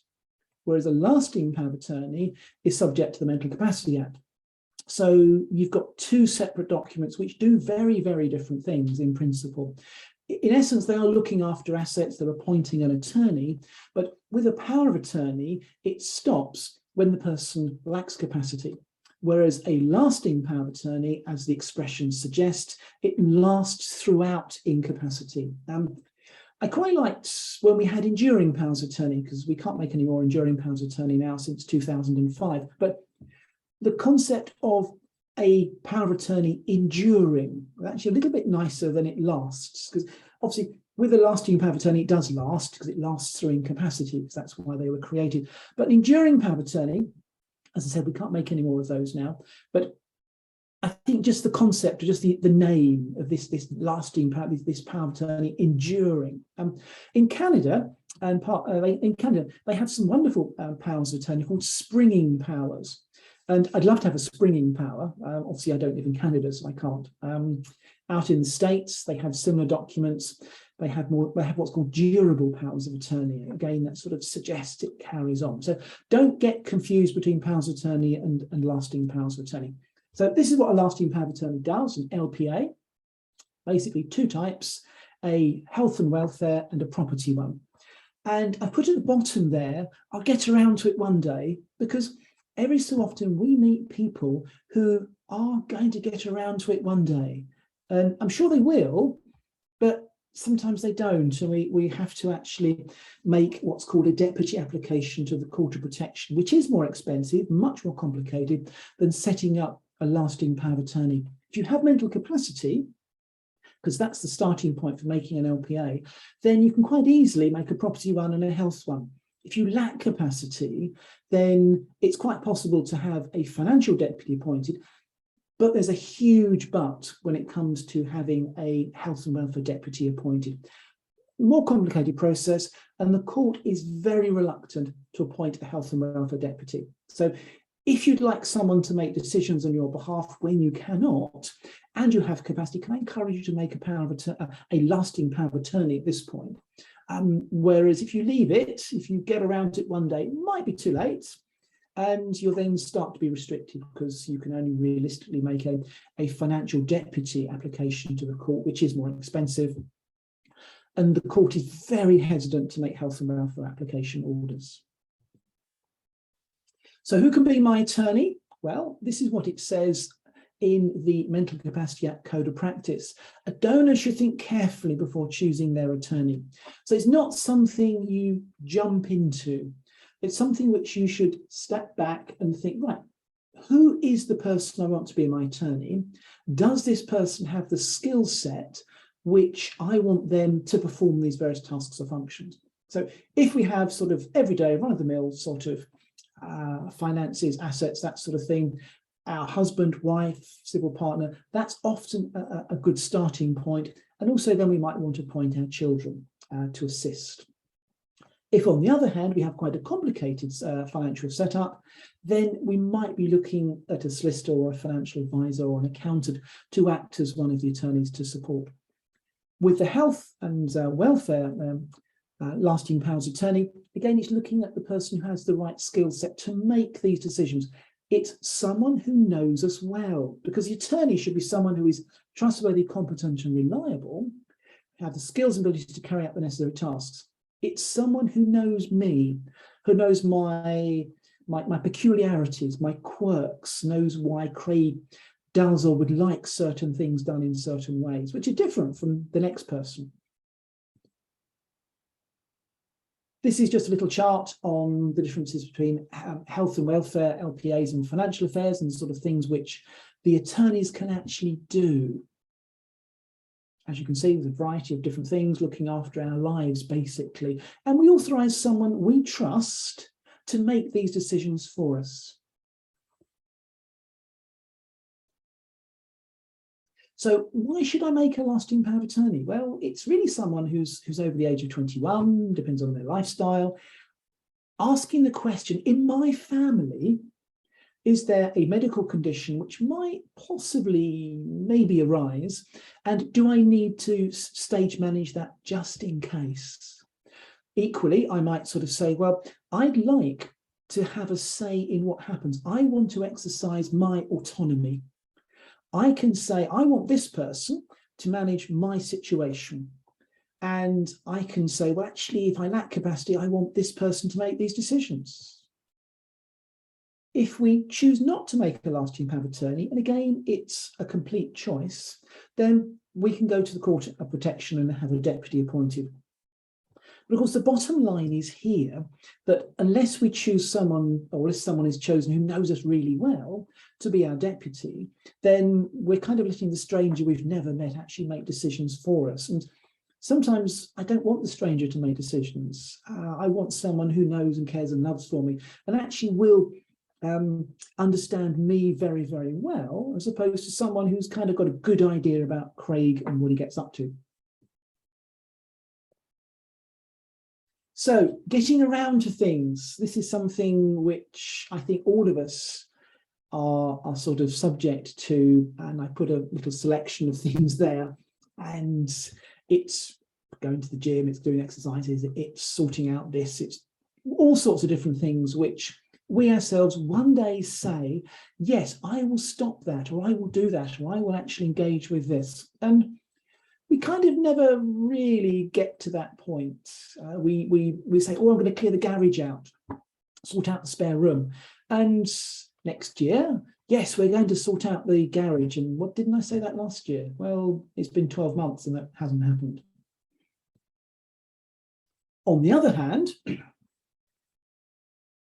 yes, we can. If we put our minds to it and say, yes, I want to do this. I want to make my will and my lasting power of attorney. I want to go to the gym. I want to switch off the TV and I want to go and do this and this and this. And we end up by saying, I did it. The question is, then, I suppose this is my last slide, what's your next move? There's wills, there's trusts, there's lasting powers of attorney, there's all sorts of things which we can be doing. The question becomes, well, it's my choice. Pam, thank you. Thanks, Craig. I do have a few questions that have been sent in before. So one of them was, where is it now? Okay, so, and you did touch on this. If a person jointly owns their house with their husband, do they need the husband's permission to put their half in a trust? Do they need their agreement, or can they just go and do it anyway, and it could be a great surprise to the husband when they pop off? Well, in principle, no, because if you jointly own a property with someone else, you do have to notify them this is what's going on, because you probably want to put your half of the house in a trust. Because if you jointly own the property with someone else, as opposed to tenants in common, then I can put, if I want to, theoretically, my half in a trust. Because when I die, then under the rules which relate to property ownership, my name comes off the property register. And you ask the question, well, what's subject to the trust? Why did someone draft this trust up? And there's not really much going into it. So you would sever the joint tenancy, and you do that by simple notice. It's a one-side piece of paper, and it says, I, Joe Bloggs, wish to notify you, Jane Bloggs, of such and such an address, that we want to sever the joint tenancy of this property, and you have the property number and what's going on with it and where it is. And both owners then sign respective copies of that, and they give them to each other. And they then sign to say they've received it, and that severs the joint tenancy, and you send that off to the land registry. It doesn't cost you anything. Okay. Lovely, thank you for that. The other question is, my elderly relative wants to change their will in my favour, but I've already enacted, I think it's they've already enacted the power of attorney. Okay. I do all their caring for love. Can they still change it? Will others be able to contest the will? Sure. The starting point, do they have capacity, and are they going to receive independent legal advice? And if they receive independent legal advice and the solicitor doing the independent legal advice confirms this is really what they want to do, they've got their file notes on, we've gone through the process of confirming the person has capacity, testamentary capacity, understands what they're doing, understands the consequences, wants to leave money to this person, and everything's fine, then yes, they can. But it's a process you go through. Thank you. Could one of the power of attorney live abroad, one of the attorneys? Yes, of course, if they wish to. I had a lovely case when we had enduring powers of attorney. And the situation was that the particular gentleman concerned, and he was the only attorney, and this was the problem. So it's easier to have one of the attorneys living here, another one living abroad, then the OPG, Office of Public Guardian, is okay with that. This particular person, sole attorney, he lived in the States. And on the surface, why is this person living in the States and being the attorney over here? Except he was an airline pilot.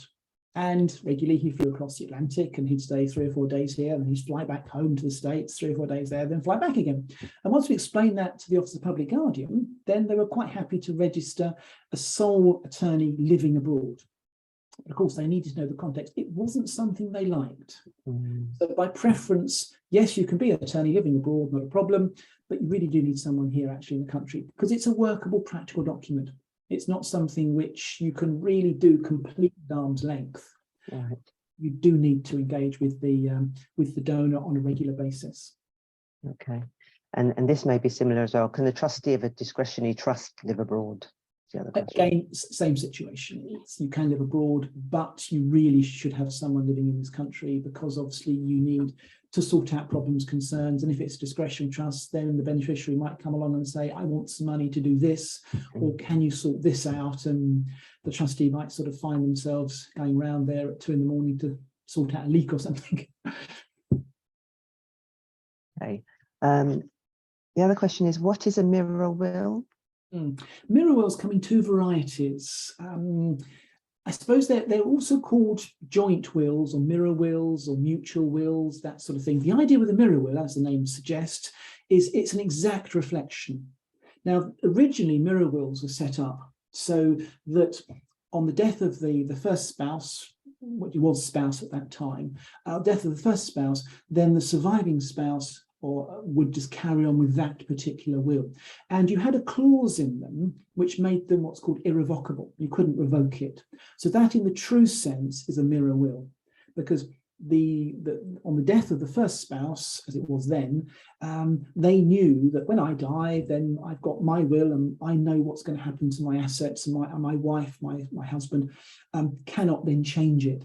Wills today actually usually don't contain that irrevocability clause. Now that means that I can have a mirror will, and on the death of the first spouse or civil partner, I can then go and change my will, because my will doesn't say it's irrevocable. I can't revoke it. So mirror wills are exactly the same as it suggests. If you hold them up to a mirror, it looks the same. Mutual wills, that sort of thing. But because they don't have this irrevocability clause in them, then on the death of the first spouse, civil partner, then the surviving spouse, civil partner, can go and change the will completely. And every so often they do, which surprises everybody. All right, lovely. A couple of questions in the chat, please, Craig. Can you make a will or trust to enable a disabled child to continue living in your house? Yes, you can. You'd need to put the property on either into a trust straight away. So you create the trust, or the trust arises upon your death. So the property itself goes into the trust to allow the life tenant, the disabled person, to live continually in the property. It's usual in that situation that you'd write into the trust that the property can be bought and sold, another more suitable accommodation acquired for them if necessary. Okay, and I think you mentioned earlier that you can only really do that if there aren't any other siblings. You can't kind of insist that this person stays here and then it's the other siblings. It does get complicated. So this is why you often, I'm doing one at the moment, where on the death of the second spouse, the property is divided into 2 with a disabled person's trust arising. And the disabled person trust, then the expectation is the property will be bought for that person if they need it. Okay. With the rest, with the other half of the assets going to someone who doesn't have a disability or anything. Fine. And the other question in the chat was how much roughly to set up and run a trust? It depends. The average fee for the average trust is about £2,000 plus VAT. Again, depending on the circumstances, you can go up to about £2,500, maybe £3,000. But we draft them on the basis that they're usable documents. Obviously, we have to take instructions and we have to draft it to the situation. So it's just a matter of how long it takes to draft it. So about, say, a couple of £1,000, £2,500 is not unheard of, plus VAT. All right, lovely. And are there any ongoing fees then? Easily £100,000. So when you look at this, I'm spending this amount of money, which is an amount of money, but this is what I'm saving, or this is what I'm doing, then the amount of money I spend now is actually not a lot. So the £2,000 to set up the trust, are there any ongoing fees as that you person? Have to pay, if, for instance, most trusts generate income over a period of time, so at the end of 10 years, you have to have the trust taxed anyway. Right. Most people it's the income. So if there's income tax being paid via the banks, then you can just make a declaration on that to the tax office, because that's what tends to happen for most people. So it's not something you have to go down to the accountants to. You can say, well, this is the amount of money we have in this particular, and you set up a trust account. So the trust account would be Joe Blogg's trust, and there's £100,000 in there. Over that year, it generates X amount of income, which is taxed by the bank. You then just make a tax declaration. This money has been paid by the bank on our behalf, so the tax office is happy. So it's not something you need an accountant for. Right. But if you appointed a company or a firm of solicitors as your trustee, Presumably there's some kind of fee that you would have to pay the Yes, solicitors they an charge ongoing you pay. monthly. Lovely. This is All why right. most people tend to do it themselves, because you don't always need a solicitor. Right. We're great doing things, setting stuff up, but an ongoing person, we don't always need us. We kind of become a bit of a spare part quite quickly, because most trusts just tick along in the background, and you don't need a lawyer to actually tick along in the background as well, because we're expensive. So try and pick someone else as a trustee. If you want legal advice, then buy it when you need it. But yeah, pick someone else. Okay. And just a couple of questions that occurred to me, just for clarity. In your presentation, you mentioned under the why make a trust slide. How does it minimise care home costs? Because I think you had that as one line. I did, yes. What happens is, I'm just going to actually move your, I can move you over here. Grab this, grab that. I can't, no, never mind. Because you're over this side. Oh, right. I can't get you to the centre there. I don't know how. What happens is that where someone, husband and wife, civil partners, and they own a property together, and if, for instance, one of them has a medical condition which they might need care homes at some point, or has no medical conditions whatsoever, and they're a bit concerned. And what you might do is set up what's called an interest in possession trust, where you sever the joint tenancy and you create two halves of a house. On the death of the first spouse, then that goes into the trust, travels along. The surviving spouse, this would mean that if they went into long-term care, the local authority can do a financial audit and say, right, you've gone into long-term care, can you pay for yourself? And the question is, well, what do you own? Do you own a house? Well, yes, but you own half a house. Therefore, I can place a charge against half the house to pay for your care fees if you don't fancy paying them yourself. So that minimises or shrinks down the liability of the actual house. Because if you don't do anything and you go into long-term care, same local authority turns up, says, oh, right, you own a whole house, therefore we're going to recognise the whole house, as opposed to just half the house. Because you've put under a will trust, you've put half a house into a trust, you've set up a joint tenancy, you've got two bits only, and they travel along together. All right, lovely. Risk. Thank you. Thank you for that. And the other point of clarity, you mentioned, I can't remember what slide that was now, that I think it was the trust can clash with an advance directive or advance decision. Oh, the lasting powers of attorney. What happens there is that on the health and welfare LPA, it's possible, if you want to add clauses into it which then would clash with an advance directive or living will. In real terms, because we had this problem probably about 7 or 8 years ago, it was an issue which came up and time again. It's now actually sort of disappeared, because I think in real terms, most people recognise the fact that you've got to act in the best interests of the donor, this instance lacking capacity, because you can only use a health and welfare LPA when the person lacks capacity. So with the advance decision, you have to act in the person's best interests. And of course, the advance decision is written today, and the LPA is written today. If I make my LPA today, I'm appointing a real person, as opposed to my advance decision, which I appoint a piece of paper, which I write down all the things I wish to decline. Unfortunately, and this is a very good example, unfortunately, say over the last 10 years, what is a vegetative state and a coma has been really redefined. So 10 years ago, if someone was in a coma, it was, well, yes, we can terminate your life support machine because you're in a coma. Today, we now think, right, what sort of coma are you in? How intense is it? What's the level of the brain activity which we're finding? So all these things are now measured, whereas before, they kind of were measured, but not to the same degree. So now we talk about, well, is the person actually brain dead or the brain stem dead? What's the level of the electrical activity which determines whether we can turn this life support machine off or not? And so it's not so much a kind of a yes or no option. It's kind of, well, it depends. But I then send my advanced decision into the future, and we then go on what it says. And of course, if it's a bit ambiguous, well, do we want to go along with that or not? If I've got a lasting power of attorney, because I've sent a real person, they can actually investigate the situation if they've signed option A, which allows them to make that decision. So you don't get the clash because most LPAs, they're blank unless you actually put some clauses in. If you are putting clauses in, you need to mirror the clauses in the advanced decision. But at the same time, then they're then restricting potentially the decisions which the attorney can make.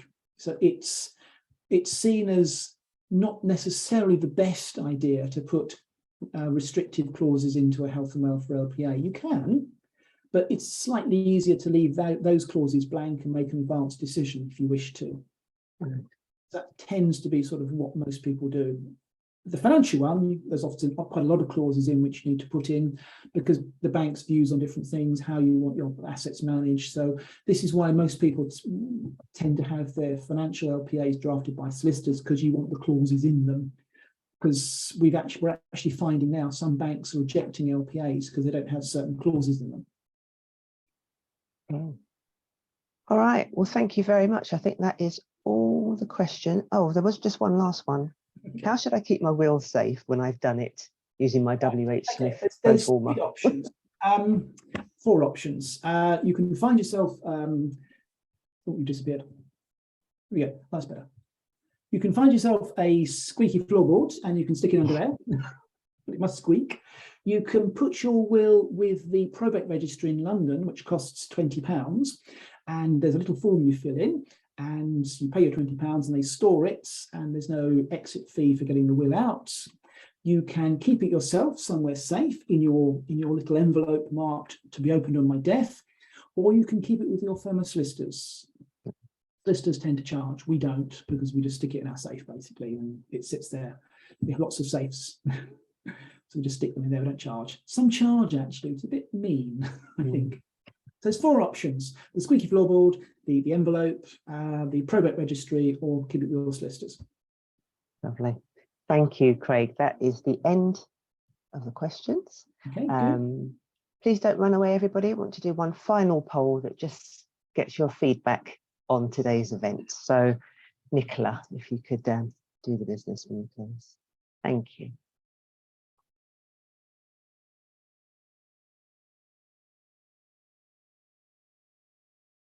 So if you could just select the answer that matches your view.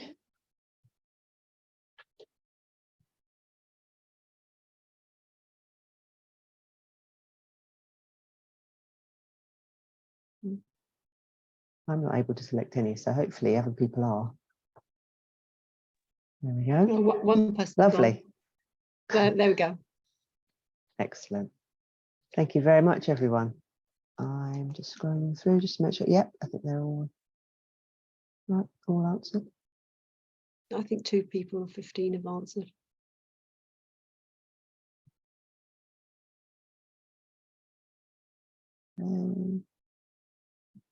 It's not going up anymore, so that's probably No. okay. Yeah, can you see when I can only see 2 of 15 have participated button? Is that the case? Yeah, that's right. I think only 2 people answered. Maybe people are having trouble answering, or All right, okay. I don't know. If 2 people have, I sort of feels that maybe people just don't want to. That's enough. If you are having a problem and you do want to answer, please just quickly put your camera on and wave at us and we'll try to help you. Just give that another couple of seconds. Oh, you're having an issue, Queen. Are you on a phone though? No? You're on a tablet? Okay. Okay, well, this everybody said yes. The 2. Yeah, I'm just going to relaunch it. You've unmuted me now. You took the poll away to it. Oh, it's come back again. Okay. Didn't take it away. It did disappear, but it is back now. So. Okay. Yeah. Thank Start you. again. Thanks.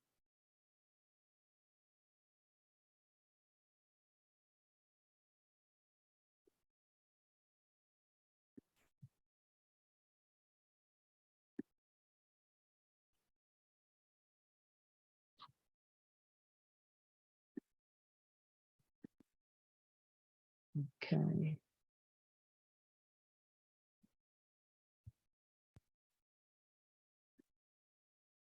Just give it a few more minutes for people to participate.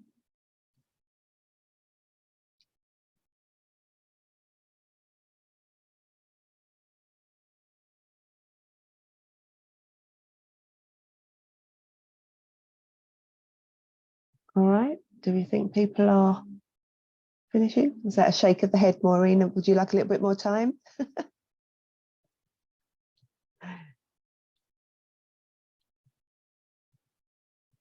I'm going to try I again. don't know. Can't hear you, Maureen. Yeah, I said I filled it out, but I didn't Lovely. submit. Oh, okay. Should I do it again and submit? Because you went too quick. Yeah. Okay, here we go then. If you do All that and right. then submit, that'd be great. Last Thank you. time. I know I work for Age UK, but you know. No problem. I think you must have a time limit, Pam. Sorry, I don't. I No, that's all right. didn't realise that it did. But yes, I'll give it one more go, and then Okay. you can.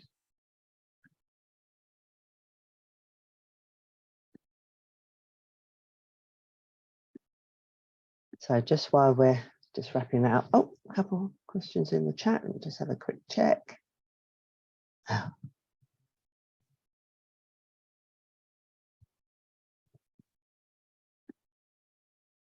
So the last question there, right, was that the question about how much to set up and run a trust? Was that the one that you were referring to that you didn't get the answer?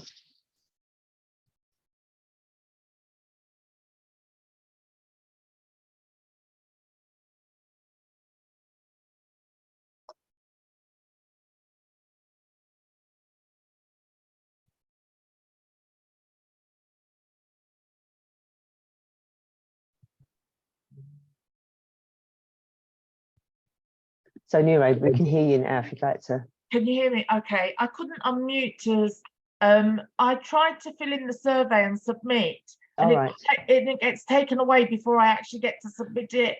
Yeah, I think that's so my answers were yes to every single one. Okay. All right, lovely. Thank you very much. All right, thanks, Nicola. And thank you to everybody who attended today. I hope you found it useful. And you can view the whole of this event. It will be uploaded to our YouTube channel, which you can access via our website. So you can relive the whole wonderful experience again if you'd like to. But I do hope that you've benefited from today. So thanks very much for coming again. Thanks, Craig. Goodbye, everybody. Thanks. All right.